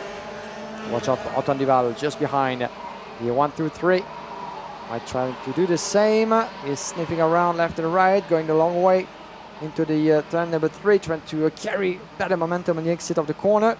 Basiré fastest lap that allowed him just to get close to the Rademacher to launch that attack, and he's pulling away from the Fusion driver. Well, the Rademacher lost the place, and now he's dropping pace as well from Basiré and finds himself under the pressure of Antoine Duval. Where can the young Belgian from Eurokarting make his move? Not quite this time. We've seen drivers diving on the inside of that turn number 10, but the door was shut for Duval. The short straight on the way down to turn number 12. On the rain, we've seen drivers struggling to the last part of the track, going downhill a little bit. There's gravel to welcome you if you go any wider than the white lines. This time around, no trouble at all. The rain seems to be leaving us alone for the time being, as we get near the checkered flag into this second and last superheat of the junior class, ladies and gents. And Duval and the Rademacher still split by nothing pretty much in the battle for P5. Indeed. Well, we'll keep a close eye on the entire grid here, because still some big movers down that further end of the field, but the race has gone into a lull at the moment, as drivers just, I think, trying to settle where they want to be. And we have seen those. We still see those close fights, though, all in and around the top sections there. You can still see very close battles happening here. Matteo Mellis and Louis Basiré still very, very close on our screens. This is the fight for third place. And for Louis Basiré, can he get up into third place? Because if he does do that, this might help him out in the intermediate classification, which crucially will help him out in that championship fight. Mellis goes defensive into turn 2 on this penultimate lap of the race. Basiré's not too happy about that either. He's saying to him to keep going, because look where the leaders are. They're right in front of us. Now, Basiré's just gone the fastest lap of the race, so that momentum that he had going into this lap, he's lost already with the defensive posture from Mellis, and that's bringing in Stig de Rademacher and Antoine Duval, who are just behind. So this fight very much go now with the last couple of laps. And something interesting that you might have spotted as well. Oh, big contact set there. Beautifully made by the 83 of Louis Basiré. Mellis up to P3 for the Frenchman from victory lane. But you might have seen this as well. But there was, I think, a bit of frustration when it comes to Didier Krief. He was gesturing. Look at him actually shaking his helmet again. And you might understand why. Because Didier Krief is P5 at the moment. He's missing a couple of points to climb in P4 in the classification. That would mean row number 2 of the grid as we look back on Louis Basiré's move. He only needs 2 points to climb on that second row of the grid. Winning that one, that would mean 10 points more. But as it seems, JC Phillips, whether he finishes second or first, would be secure on that front row of the grid. So maybe Didier Krief would have thought, or maybe was it being discussed beforehand, that maybe they would have switched position for him to secure that P4 start. It's not happening. Phillips holds on to the lead, and 6/10 of a seconds down is Didier Krief, gesturing his disapproval. Indeed. We remember he is in a championship poised position as well, is Krief. 152 points to his name. He would gain 15 points at the end of this race. As they exit out of the final corner, checker flag goes out to Phillips. He responds to Dan Alleman, and the championship fight for second and third goes on to that final. Certainly so. Victory for JC Phillips, Didier Krief and Louis Basiré in the lead. Still all is to do, and a little bit of a move from Didier Krief, who was not happy, as you could imagine, gesturing to his mechanic, shaking his head in disbelief, as maybe he would have expected a switch of positions to allow him to get a couple of more points and get past Martinez in the ranking.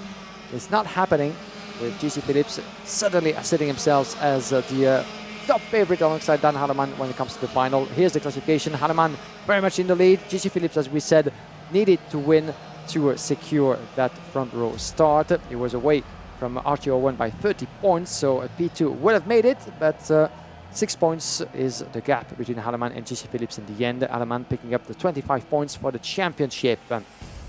Phillips in a win, Didier Quif second. Louis Baziré giving us a good recovery in the last few stages to pick up P3 from Matteo Melis, Stig de Radermaker, Antoine Duval, Minas Malik, Benjamin Westwood, Jan Rodriguez, Noah Grenier, your top 10 from Ludwig Grankist, Max Lacroix, Gabriel Canal, Jacob Bachelor, Flavio Chiera, P15, followed down by Edouard Godefroy, Mathis Mouche, Czech Petersen, who climbed a little bit back up into P18, Egor Ivanchenko, Adrien Canal, Veer Chopra, Maurice Varkreus, Antoine Boots, and Lorenzo Villao. We had 24 drivers to start with, and 24 to conclude this Superheat number 2 of the Junior Class 1 by these young men from the United Kingdom, JC Phillips and Fusion Motorsport. Let's see how he did that. It was a good start and getaway from Phillips just in front of his teammate Didier Quif and De Radermaker, as the opening lap was rather clean for everybody here on the left side in black. Louis Baziré trying to shake up a little bit the order, was passed by Antoine Duval with Melis going the long way around up to P4 with his TB Kart machine. On lap number 2, Baziré started his recovery first with Antoine Duval, while in the meantime Melis was shaking up the order, getting past first Stig de Radermaker outside of on the inside of turn number 3, while the battling was raging for the back behind as well, with Baziré making his way up to P4, still battling with the Radermaker, gesturing to refreshment to just stay with me, and let's keep working together, let's keep the fight for later and try to catch up with the rest. But it didn't play according to plan for Stig de Radermaker, which finished only P5, as the number 50 being shaken up a little bit. Benjamin Greenwood was pushed slightly out of the line in his battle with Antoine Duval there. Here's the frustration that we spotted. Didier Quif gesturing to his mechanic. What are we doing here? I thought we were supposed to switch those positions and for me maybe to grab a couple of more points and one step further up onto the starting grid. Once again, you can see him talking to his mechanic, talking to the sideline of the grandstand, asking what this is all about, and talking about gesturing. Well, Baziré seemed to have been a little bit frustrated behind Matteo Melis and went for the move, climbing the curb into the last sector to pick up that P3 finish on the line, just a few tenths of a second from Matteo Melis. Those two were split by less than a tenth on the line. Beautiful battles are plenty in this junior Superheat number 2. Let's get down to you, Anthony Jordan, in Parc Fermé. Well, thank you very much, Guillaume. Down here with Jesse Phillips. Jesse will be very quick. You need the toilet. But Jesse, great run for you on that one. You've done what you needed to do. You go into that final now. 2 points separate you and Dan Alleman. It's going to be a fight for second in the points. Are you ready? Yeah, I'm looking forward to it. We've done everything we can up to the final now. I think front row, second. And yeah, I'm looking forward to having a race with Dan in the final. Yeah, it's going to be an exciting one, isn't it? A ticket to the IWF up for grabs if that becomes the case. You looking forward to Valencia? Yeah, I am. I like that track too. It'll be good. Excellent. Well, congratulations. We'll let you run off and go to the toilet. You can run off now. Go off for it. Watch him run. Watch him run. Is he going to run? He's running. There he goes. That's a toilet. That's a driver who needs a toilet break. Right, seniors, that's coming up next. Let's go for it. Guillaume, back over to you. Thank you very much, Anthony. And yeah, an extra pit stop by the look of it for JC Phillips, who was kind enough to talk to us one last time before the final. Thank you very much, Jesse. Didier Quif and Louis Baziré running up the top 3 of that junior Superheat. Now, still very much a dry track, still cloudy above our heads, but will it be the same until the end of this morning for the senior Superheat?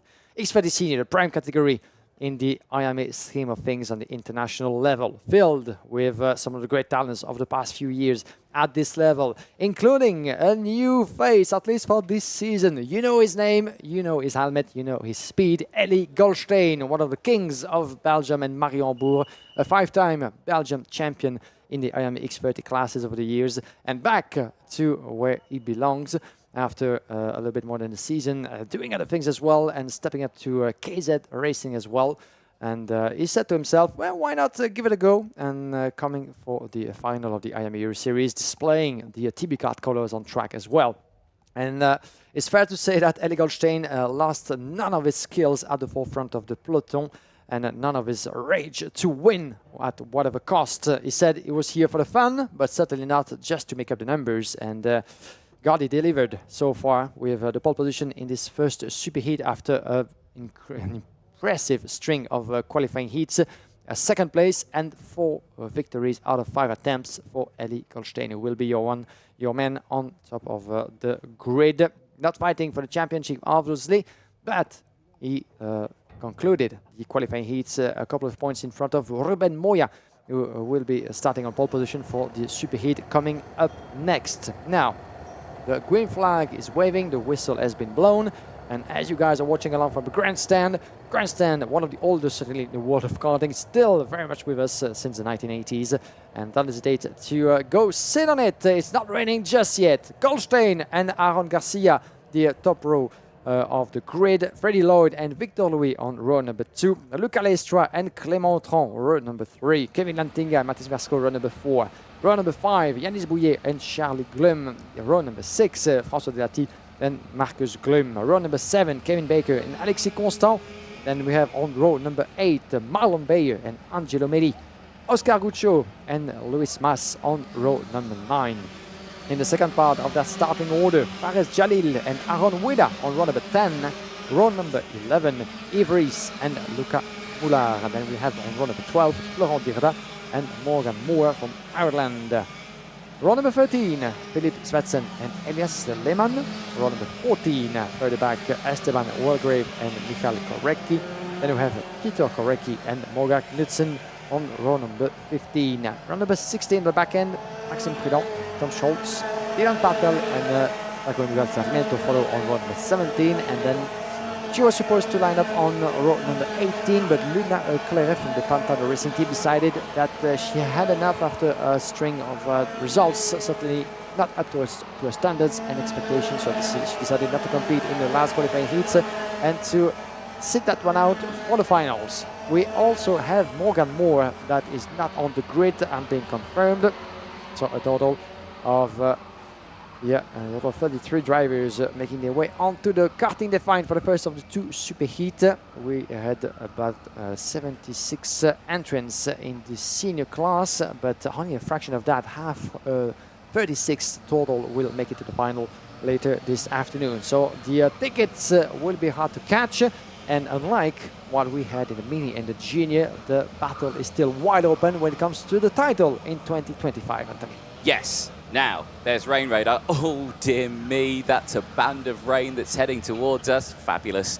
Bit of excitement, but again, I'll wait to see if the cows start lying down again. Yeah, this is interesting. So after yesterday, Aaron Garcia has now stepped up into the lead of the championships. Of course, drop scores are still going to be in effect. Not for Aaron Garcia, because he didn't score any points at the first round in Cremona. He will drop those too. His lowest score is 0, so he won't drop any points. So every point that he gets from now on in the championship will be added onto him. Now, if he stays 19 or if he gets 19 points at the end of this one, basically, if he finishes anywhere at 3rd in the intermediate classifications or higher, he will go to the final. He'll need to finish 10th or higher. They're going round again. Fabulous. It gives him more time to talk about this. So yes, so if he finishes 3rd in the intermediate classifications at the end of this, Aaron Garcia will have to finish 10th in the final or better to take the title. Danny Caronini, if he stays in the same position in the intermediate classifications, which is currently 14th, he had 2 points added to his tally at the end of that one. He would, and if he goes into the final and he wins the final, he can still win after drop scores. So it is possible. Obviously, if Garcia doesn't finish 10th or higher. That is that scenario. The second scenario, I'm doing more scenarios on this one. If Aaron Garcia leads the intermediate classification at the end of the Superheats phase, 25 points to his name, when it comes to the final, if Danny Caronini wins that final, Aaron Garcia must finish 2nd. There you go. Well, we'll keep that in mind. If none of that happens, I don't know. If Thank you very much, everything Anthony, for the changes, effort. You've been I up don't since know. 5 in the morning just to get those calculations done, and we thank you for that. We'll keep that in mind, certainly in the corner, and see how things unfold. But we might have to do a little bit of calculations at lunchtime once again, just to make sure that we stay accurate. As Goldstein leads the pack once again, we've got Aaron Garcia by his side, Freddie Lloyd and Victor Louis on row number 2. Second time of asking, are we good to go for racing this time? Let's find out. Lights are out. We're racing. Down in towards turn 1. Goldstein gets the hard shot. Round the outside, though. It's a good start for Aaron Garcia. But remember, this is an important one for Garcia. He has to finish well to really put him up in a good spot for this race. There's drama in the background. Three cars drivers out of the race. One of them being the 338 of Paco Sarmiento. He is going very slowly at the back. There's one of the Falcons that's gone off there as well. That is him. Maybe even Dylan Patel, who had trouble out there as well. But crucially, though, at the front, Ellie Goldstein, who is here for a jolly this weekend to see what he can do, leading the intermediate classifications and is in the lead of this race. Aaron Garcia, who we can see his shoulder there doing some bits, is battling there in second place, and this is still a good spot for him. We're going to wait to see what the points do as and when they cross the line. But you can see already the gap he's opening up between himself and the drivers behind in the form of Charlie Glum and Clement Outron, who are fighting for position. So Garcia now would step up to second in the points, so he knows he's not going to get the 25 championship points. That means it's down to 22. That means it then falls into more scenarios that I will work out during lunchtime. Take a breather, Anthony, because you've been busy doing a lot of calculations already. As let's keep progressing on the battle between Goldstein and Aaron Garcia. Clement very much in the mix, Charlie Glum and Victor Louis. This is your first train of drivers, the second one being led by Freddie Lloyd. Luca Lestra now who got up to P6 in front of the premium karting driver.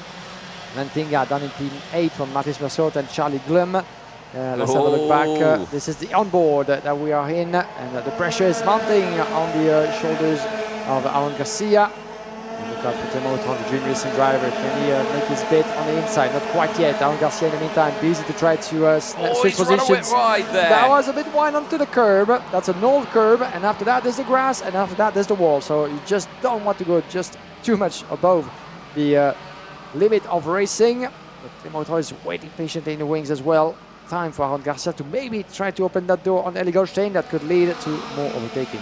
Indeed. Well, let's see what happens now. Clement Outron right on that rear bumper. This is the fight for second place. You can see how the train has started to form behind it. Again, taps that rear bumper to the back of Garcia to say that he is there. There are yellow flags out on the circuit. One driver has not gone through sector number 2. We will find out who that is, possibly. I think it is Aaron Vida, who's not gone round. That's a big shame for him. And yeah, I think that might be his chance of getting into the finals pretty much over. He was outside of the cutoff as well. Changes here though. Aaron Garcia has taken the lead. Goldstein now behind him. This plays into Garcia's hands much, much more, because remember yesterday when Garcia got to the front, he drove away from the rest of the field. Yeah, it remains to be seen if Ellie Goldstein, who is not in play for the championship, will decide to go again for the move, because as it stands, the classification is updated, but Goldstein needs more than, Aaron Garcia needs more than Goldstein to win the 25 points for the championship, the battle against the likes of Danny Caronini. But now, pole position would be secured if Goldstein stays where he is in second place, while Garcia would put himself on the front row of the grid. We'll be talking about just 2 points splitting the two, as this superheat is only getting started. As for now, Goldstein under the pressure of Charlie Glum up into P3. Great racing from the RSD driver, thanks to a fresher set of tires. 7 places up for Charlie Glum, down up into P3, and giving a little bit of pressure to Ellie Goldstein as Clement Outron is battling along with Kevin Lantinga and the likes of Luca Lestra. Lestra is up a place in front of Outron, as Lantinga has dropped behind Mercier and Marcus Glum all the way down to P9. Kevin Lantinga, one of the protagonists in this year's IAME Euro Series, has been out of luck and out of solutions to work on his pace in Mariembourg, and it's really painful to see him at the back end of the top 10 instead of fighting at the front. Yeah, I say pole in qualifying at the start of this weekend overall in the seniors, and yeah, really did struggle in those qualifying heats, which is a big shame. But he is still in contention for that final. He's still in a really strong spot, and of course, if the play comes into that final, yeah, he'll be okay. So let's wait and see what happens. Eyes still on this front pack. Garcia, Goldstein and Glum still lying astern right now. No real drama between these three as of yet. But Garcia doing what he can. Now, if Glum does get past Goldstein, that puts Garcia into the lead of this one. That gives him his 25 points. Well, for the time being, of course, because you have to remember there's another driver in the mix of this one, Ruben Moya, who's out in the next one. Now, Moya sits fourth in the points. Mackie is the driver who sits third, but Mackie is not here. He's going to lose out on that ticket, which is a big shame.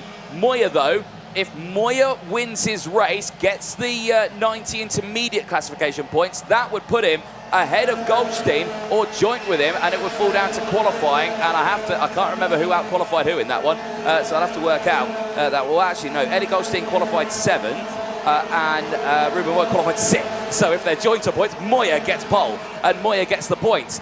If Moya then wins the final, 206, he's right in and amongst the potential of winning the championship as well.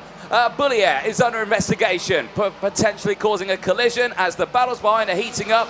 It's dropping these three away. Garcia, Goldstein and Glum still in a close fight here, but we're only at the halfway point of this race. Yeah, only halfway point as Yanis Bouillet the fastest in this race. That's an important moment as we get on board Aaron Garcia.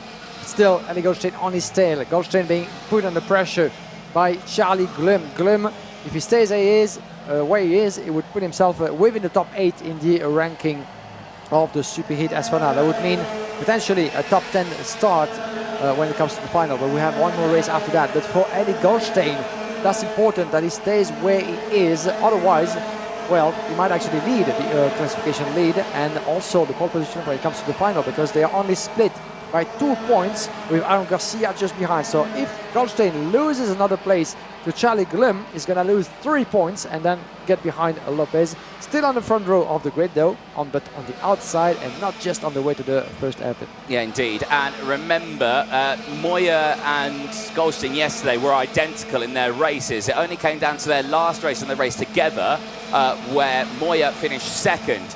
Now, of course, with Goldstein finishing 2nd here, that puts them back joint if Moya wins that next race. So they'll be joint again on points. And that's how Moya would get ahead because he out-qualified him. So yes, as you've done the maths there on your phone, I did it in my head.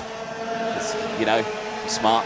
No, I told you, math is not my biggest skills. It's not my biggest. I have to use tools, I'm sorry. I'm kidding, I used a calculator too. But yeah, here we go. And just saying, it's still going to be a tantalisingly close fight. And the seniors, Goldstein to the inside, he's done it.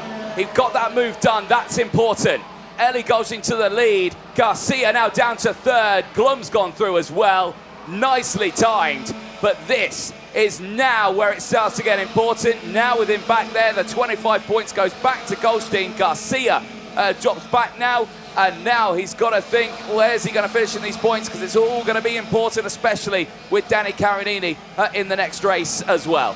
That's important as well, as you mentioned, because back in the lead, that would mean that Goldstein would finish the classification with 334 points, which means that he would be 6 points clear from Ruben Moya if the Spaniard wins the next race. So that would mean pole position and Moya by his side. Now, still very much in theory. And for now, Ruben Moya has to win the next race, and Eddie Goldstein has to stay ahead of both Charlie Glum, now finds himself in 2nd, and Aaron Garcia. So we're playing with calculations, we're playing with points as we speak. That gives you certainly a vibe about how tight, how exciting this battle is for the title in the senior class, as you would expect with the premium category in the IAME world. But it's all going to come down to one last race, that's for sure. As Goldstein protecting his P1, Charlie Glum, Aaron Garcia dropping a little bit. Aaron Garcia, by the look of it, not quite able to follow through the rhythm of Charlie Glum and the leader. Gonna have to Take a quick look at the gap as they come around. As in the meantime, well, Oscar Guccio We were looking back, made his way past on the Mats Merscott for P8, chasing the other Glum in this top 10, but Marcus it is. Let's have a look at the gap as still the battle is raging, but now Aaron Garcia 6/10 down from the top 2 that we have here on picture. So Garcia not quite able to catch up just yet. No, I think Garcia's been quite smart here. He's giving a little bit of a battle buffer between himself and Charlie Glum and Goldstein. He is expecting Glum to go on the attack on Goldstein. He is waiting there to pick up the pieces and potentially do a double overtake. If that doesn't happen, he'll be happy with third. He's still second in the points overall. He may drop down a little bit with the next race going out, but he's still in a good spot. So let's see what happens. This is the fighting further back in the field. You can see the side-by-side moment, side-podding there over the curb. Beautiful little overtakes and a bit of squeezing there as well. That's Tom Schultz in the background. Now he's fighting all the way down at around 30 first place. That was Morgan Knudsen who was going through. Another one of the KB Racing Experience drivers, all fighting for their chances to make it into the final, but running at the back of the grid in this superheat, it's a likelihood that unfortunately they're not going to make the cut into that final, which is a big shame. Eyes on this one though. Glum's not being able to attack Goldstein here, Guillaume. Time is running out, and yeah, he is holding firm onto position. This is a nice bit of grass tracking moments here. This is a lot further down in the order as well. Yeah, indeed. We're seeing those RSDs and KCRs just battling away. But everyone fighting for position all the way throughout this one. It's nice to see Angelo Melli, yeah, indeed. Yves Rees battling away with, I think, Esteban Mulgrave as well. So close fights all the way down the order. And actually, the fastest driver on track is actually the driver is in Team PGM, Yannis Boulier, who did take a qualifying heat win over this weekend. Yes, 12 places he gained in that one. And he finished right up there in the sharp end. Here's a name we've not really said much about in this superheat, Freddie Lloyd. Quick name yesterday, all the way up that sharp end. He's now leading this train here, as down the inside. Yeah, big move there for Clément Outron on Victor Louis. And Victor Louis now tumbling to 11th place. Yeah, that might not be the best overtake you will see today, but that's aggressive racing to say the least. Victor Louis is paying the price of it, unfortunately, dropping all the way down to P11. With Clément Outron still in 7th for the Dream Racing driver. Mats Merscott just behind. And Merscott who goes for the move on the inside. That was a little bit aggressive. Let's look back. Clément Outron on the inside of turn number 3, sliding on the exit. And there was no way that Victor Louis could have gone. And yeah, jumping around onto the curb, losing. Might have been something on the track, or maybe it was lying there before, or maybe falling off on his car. But that's, yeah, taking another tow. The heat is very much on with Clément Outron and Kevin Lantinga. And Outron is being pushed a little bit out. We're gonna need to see that again, but a lot of pressure onto the shoulders of the Frenchman now, going a little bit hectic left and right, and he's dropping momentum and places, and nowhere to go for him. This is desperation from drivers now to get into that final, and Clément Outron has tumbled down the order. Crucially at the front though, there has been no change. And already, Outron's going to pick up a 5-second time penalty there for causing a collision. Warning flag immediately out for him. But I'm sure they'll be looking into a lot more as that race progresses. Here we go then out of the final corner. Goldstein has done enough right now to do what he can. He wins this race. He cannot be beaten by Ruben Moya, but he can still have him on the front row of the grid for that final alongside him. Goldstein takes the win ahead of Charlie Glum. Aaron Garcia finishing 3rd. He finishes 2nd in the points as well, does Garcia. At the moment, he is looking to inherit 22 championship points, but let's see what happens. Lloyd finishing in 4th ahead of Kevin Bakker. Then it is Oscar Guccio from Mathis Merscott, Kevin Lantinga from Elias Oman. Then it is Marcus Glum who rounds out the top 10 at the end of Superheat 1. One more race to go before the lunch break and finals. It'll be Superheat 2. There's your points. Goldstein, Garcia, Lloyd from Charlie Glum. Moya drops to 5th, but he is in the next race. 90 points added on to that one will put him right back into play. But behind Goldstein, Kevin Lantinga does secure P6 for the time being. We will see what happens in that next race. The top 10 we've gone over. Faris Jalil finishing in 11th place from Marlon Bayer. Francois Delati from Victor Louis in the top 14. Yanis Boulier from Florent Dreider. Clement Outron from Luca Moulard. Of course, Outron will drop down even further with that 5-second penalty. Alexis Constant and Philip Svensson. Yves Rees from Esteban Walgrave. Michael Gorecki from Louis Mas. Mangelo Ello from Peter Gorecki. Maxime Prudhomme and Morgan Knudsen. Dylan Patel, Tom Schultz. Paco Sarmento and Luca Lastra. Fortunately, these drivers are all retiring. And Vida, the second of the two retirements in that race, the non-starters, Morgan Moore and Luna Claret. Eli Goldstein has done what he needed to do. Did have to fight for it in this one. These were the highlights. The beginning, relatively calm for Goldstein. Had control in the early stage. You can see Garcia in the background there defending instantly from Lloyd. Lloyd in those early stages, I think, did drop backwards a little bit. You can see there, Outron straight down the inside was able to take that third place away from him. And that put Lloyd right down in the field, actually, in the opening stages of that lap. Lap 4, we see Garcia take the lead away. And Outron had to defend from the likes of Clement Outron in those early stages. However, was not able to get the move done for it as Kevin Lantinga started to make his fight back through the field. Him still having a very tough weekend after pole and qualifying, just not having the luck in the races.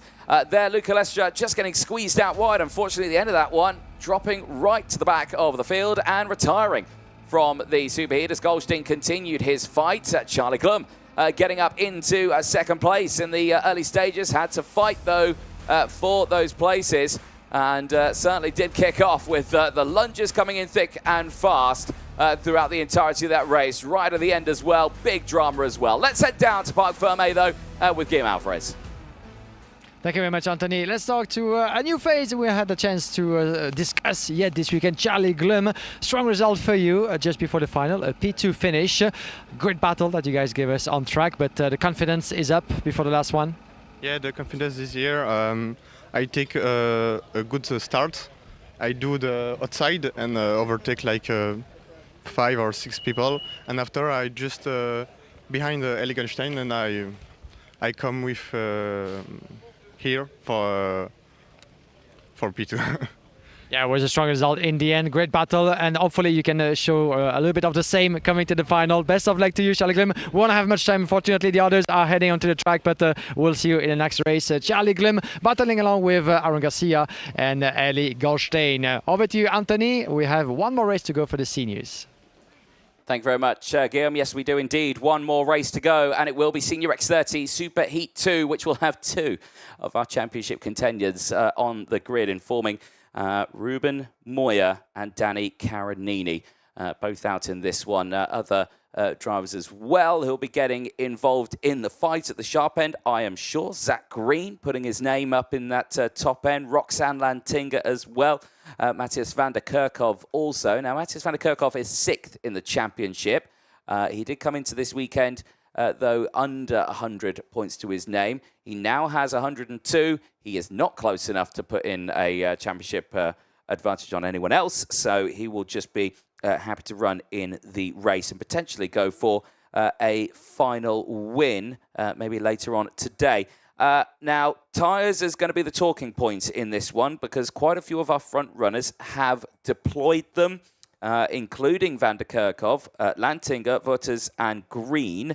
I will let you know what they have done in a moment. Caronini also has deployed some, but that's going to be an interesting one to see what happens in the race. A lot of drivers, again, at the further back of the field have also deployed them. Not as many as you would like to see, but still a good number of drivers who are going to be fighting through from the back of the field.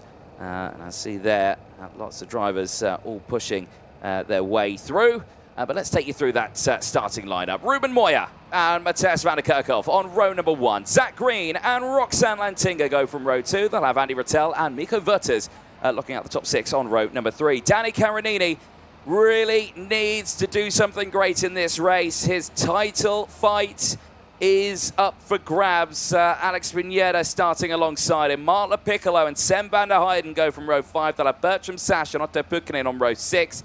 Mark Granada and Nicolas Simic go from row 7. They'll have Maxime Blanchimont and Lewis Bird on row 8. Florent Panet and Max Rannick go from row 9. They'll have Elvis Kratowskis and Raphael Ballard. Every driver from this point onwards is in the danger zone of not making that final. Marcel Matievich and Isaac Sayer go from row 11. They'll have Raphael Lenders and Sam Woolley on row 12. Gimes Merkelbach and Emmanuel Lidikis on row 13. They'll have Adam Elbasoini and Oliver Meek on row 14. Luca Montebello and Matteo Kubrick go from row 15. They'll have Romain Saleh and Rory O'Connor on row 16. Aaron Serignac and Tristan Butcher will round out row number 17. No Luke Taylor as well. So again, actually a handful of drivers. I think Sam Woolley also not out on the track, which is a big shame, him not making it to the grid. Like we say, there's a look at your rain radar. It's, again, spots all around us. It keeps changing every few moments, but we'll have to wait and see what happens come the final. At the moment, the sun is once again breaking through the clouds and the blue sky is appearing. So it is turning into a nice day here. We're back up to 17 degrees. Track now is dry. So let's see what happens then later on today when it comes to those all-important championship deciding finals that we look forward to see. At this moment, this is down to Ruben Moya, Danny Carinini as well in this one, where they can finish in that intermediate classifications. For Danny Carinini, if he goes forward in this race, it's good. And he needs as many points as he can get. At the moment, he's in a position where he'd only score 2. If he can get those good results back, he'll be a bit sharper up. If he can get more points than that, he puts himself back in a strong contention still for that final later on today, where it'll effectively mean whoever wins the final might win the championship. It's going to come down to the wire, as we should expect here from the seniors. And if you want to have the answer to the many questions we ask ourselves, well, we'll see you this afternoon on this racetrack. Starting at 1 o'clock, we'll be live. 1:15, the first of the 3 finals, all the way down to 3 o'clock and past for the podium ceremony, finishing with the seniors, as always, as the pinnacle of the IAME Euro Series weekends. And we cannot wait to get there, almost there. One ways to go to decide the final starting order for the senior final. And Ruben Moya will be the one to watch, that's for sure. Matthias van der Kerkhoff by his side. A couple of the protagonists in the upper part, as you mentioned, who put some new tires on. Full set for Zach Green, full set for Roxanne Antinga. And the likes of van der Kerkhoff or Mirko Wouters, half of a new set to try to maximize the chances, and we've seen that it's been paying off for some of the drivers able to climb through that field. Indeed. Here we go then. Last race of the morning before the finals later on, and Moya is slowing them right down here. He's going to bolt at the very last second, which he does now. Lights are out, we're racing. And it's a good start for Moya. It's a good start for Green. Where is van der Kerkhoff? Where is Lantinga? Crucially, where is Danny Carinini? Is he one of the drivers who is off the track there in the background? Was that an orange helmet? Was it a Zanchi? I don't know.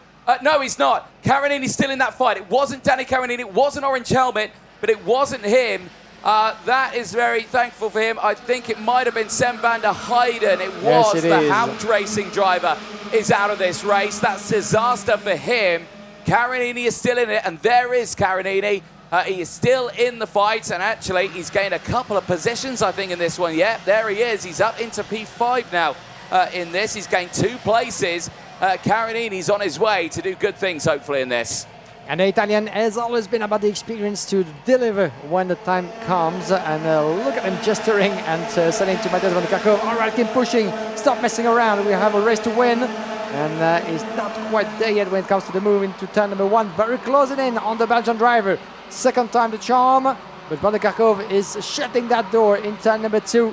Just behind him, he has van der Kerkhoff and Andy Rattel as for the back. Danny Carinini through. Yeah, Carinini through indeed. As Andy Rattel as well fighting his way with Mirko Wouters and Granada. Roxanne Antinga in the mix. Van der Kerkhoff still up into P3. As on the inside goes Roxanne Antinga on Carinini. Well, we're going to have one heck of a battle between those two, that's for sure. Mersan Psach keeping a close watch just behind with the Enza cart. As Lantinga now up into P4. chasing Matthias van der Kerkhove. Ruben Moya 2/10 from Zach Green, still getting started into that superheat. A little bit of a gap between van der Kerkhove in third and the two leaders, as you can see, Ruben Moya, Zach Green. Watch out. Let's see if any attack will come the way of the Spaniard. You could see him gesturing to Zach Green. Play with your head. The race is long. Second longest after the final this weekend. It's about time just to keep it steady. Not doing anything unwise, not go for the move just too soon, because there's a bunch of drivers suddenly waiting for that. Van der Kerkhove down in third. Lantinga very much on his tail. Watch out for the Dutchman driving the Cross Promotion chassis. Will she dive around the inside? Yes, she does. The door was open a little bit too much. And two drivers coming together in turn number 3, unfortunately. Let's see who that is, as Luca Montebello and Adam Elbassione by the look of it. Yeah, it is an absolute frustration there for both of them. They both get restarted, but that is their chances of making the final out and done and dusted. That is a big, big shame. Vico Vueltas seeing a 5-second time penalty now. That would put him on a back foot. Change for the lead, yes indeed. Now Vueltas is there in 7th place. That's a 5-second time penalty that's going to put him back in the order. Now with that change, it won't affect anything. It will obviously lower points, but it won't change any positions. Green now in the lead. Moya would still say second in the points. It pushes Garcia down to 3rd. This brings me into scenario number 1 that I talked about earlier on, Guillaume. 19 points to Garcia. Caronini, if he stayed in his position, he'd only get 2 points, but he's not in that position. He's, well, I think he is in and around that area, because Danny Caronini has gone back down to 5th. So if he can get up in this order a little bit more, he can go 8th, he could go 7th in the points. He'll gain a few more points to his name, and this will help him out as down the inside, it's all kicking off. Roxanne Lantinga into 2nd place. She doesn't care about a championship, she cares about a final win. And there she goes, up into 2nd place. Beautifully made by Roxanne Lantinga. She has a shot at the win in this one, if she can manage to get close to Zach Green. In the meantime, Caronini in a strong battle. Ruben Moya, Van der Kerkhove, Bassam all the way down into the grass. Danny Caronini had nowhere else to go outside of that 2nd turn, battling along, touching wheels. Watch out not to drop the weekend in the bin just yet. But Caronini is in trouble, shutting that door. Satch just behind him with Mirko Wouters. Maxime Blanchemin coming along to play as well with the Italian. But oh God, we came close to a big, big drama for the championship contender. Yeah, indeed. Caronini down to 6th place now. This is okay, but he doesn't want to risk not scoring championship points here. He needs to finish up there in around P4, P3. That's his target area to keep the championship fight alive going into the next races. Here, though, it's all still kicking off, though. How close could it be? Moya will back them up. That 3rd place is just ahead of Caronini. He can still do it, but Van der Kerkhove and Vueltas, well, Vueltas isn't in contention here. Remember, he's got a 5-second time penalty, so he's going to go back behind Caronini. Caronini technically then running in P5, but he needs to get these positions back by the end of this race if he wants to keep that fight alive. Moya needs to do the same. He needs to stay here if he wants to keep that fight alive going into that final. And right now you can tell with the defensive lines they're taking, they don't care about Green and Lantinga up ahead. It's all about where these drivers here finish in the form of Ruben Moya and Danny Caronini. And Ruben Moya knows that if he stays where he is, and he's going to have to shut that door to Van der Kerkhove. Look at them touching wheels. Look at Caronini on the outside. Where there's no space to go for the Italian. He tried to go for the long way around the turn number 12, but there was no room for him. Look at that. We have about 10 drivers pretty much in the mix, fighting for potentially that 3rd place finish. But Ruben Moya, he knows that he has enough points to secure that front row start alongside Ali Goldschmidt. He needs still, though, not to lose that race at any cost. Otherwise, that would mean pretty much disappearing results. But Danny Caronini, in the meantime, we fought for a moment. Contact in turn number 4. 2 drivers out. Maxime Blanchemin by the look of it. Indeed, and you knew it was going to happen. They were all closing in. That's a lot of debris dragging onto the circuit. But he gets it going once again. That's a big shame there. Right, where's this one now unfolding? Because Moya is still backing them all up into each other. He's trying to put Caronini well out of the order, and at the moment he's being successful in this. Round the outside, Rattel, surely not. on, he has done it. Van der Kerkhoff has gone backwards. Rattel's gone through. Matej Van der Kerkhoff now will have to fight back in this one. Danny Carinini is off the back of this train now. You can see him there still in the orange helmet trying to get involved, but now he's got Mark Granada down the inside. Granada's gone through, and that's put him up into a good position now. Fighting back is Rattel on Moya, not close enough through turn 3. Oh my God, what a final that is. This is Superheat number 2. This is the appetizer to the final, but it looks like one already. As I do think, I might be mistaken, but I do think that Matej Van der Kerkhoff might have a spoiler, as the front fairing seems to be going quite loose on his position. It remains to be seen and confirmed, but that could be the result. Yes, indeed, that front fairing is moving a little bit too much just to be in the right position by the look of it for Matej Van der Kerkhoff. To be confirmed, though, after the racing. But still, he has something to say in that race, as in the meantime, the battle for the lead is still raging between Zach Green and Roxanne Lantinga. Zach Green would put himself fourth in the classification, fourth onto the grid. Roxanne Lantinga, she needs an extra point as well, and even more, a couple more than that to get herself into the top 5. She makes the move now into P1. She's gonna take, if she stays as it is, 90 points into this race. That would put her 2 places up into the classification on the starting grid for the final. That's exactly what she needs. And now the performance is really cruising along and reaching a top for Roxanne Lantinga as we go back to that group of drivers. It's still kicking off here, and Danny Carinini is still in the middle of it. My goodness me, how long has this been going on for? Carinini needs to gain these places, but they're just tripping over each other here. Rattel has tumbled down to 11th place now, but like we say, Wouters has got a 5-second time penalty. Van der Kerkhoff has potentially got a nose cone penalty. That's another 2 places for Danny Carinini if they can.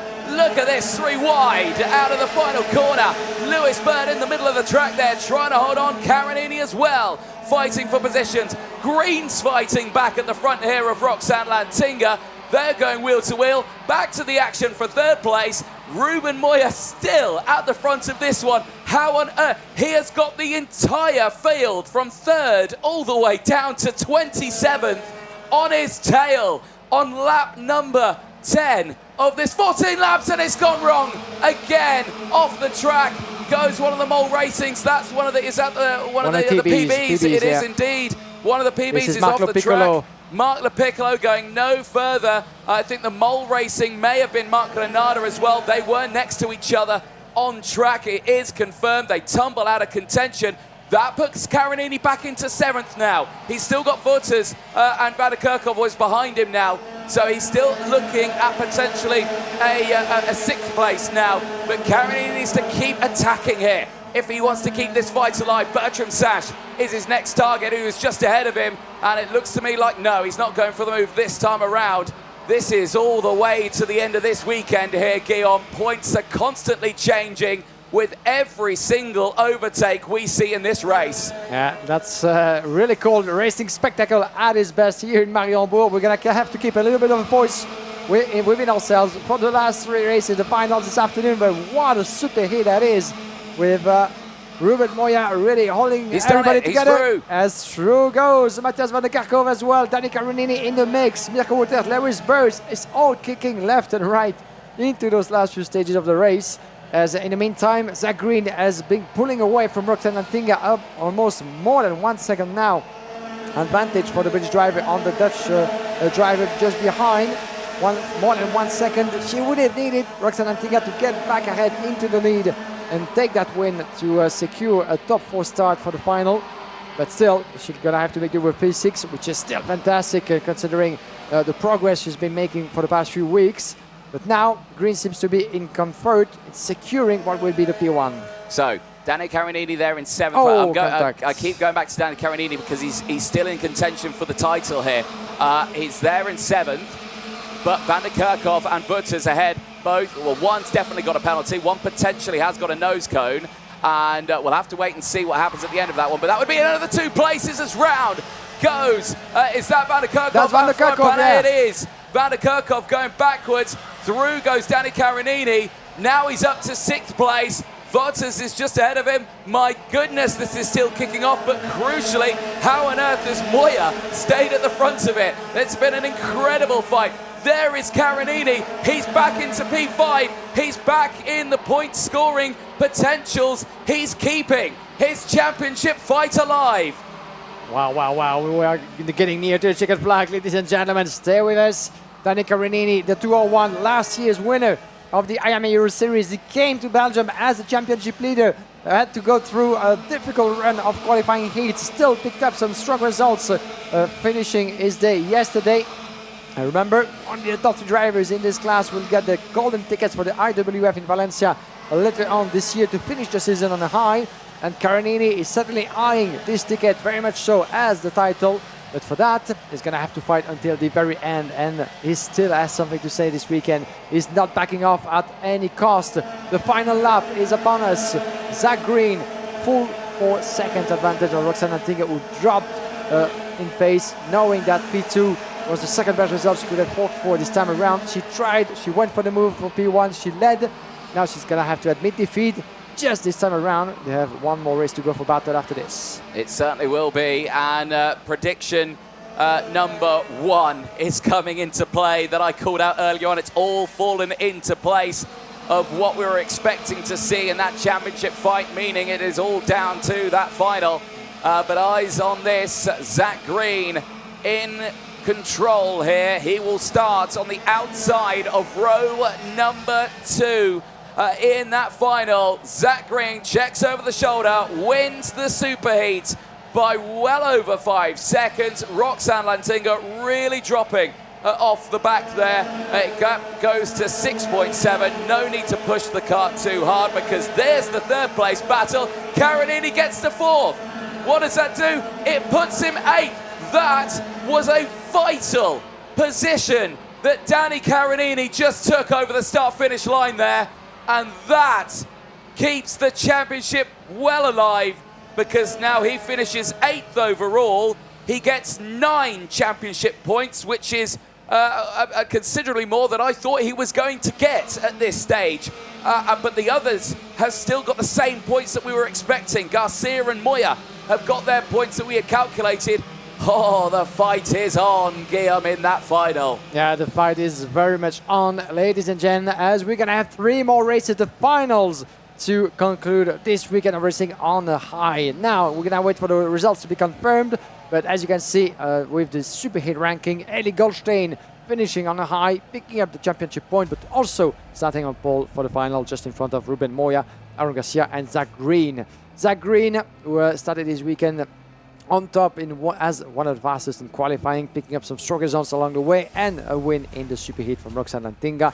Ruben Moya, Danny Carinini, 11 places gained for Lewis Bird up to P5 from Mirko Wouters, who will face a penalty of 5 seconds, unfortunately. Gaimes Merkelbach in P7, what a recovery for Merkelbach, 18 places up to P7.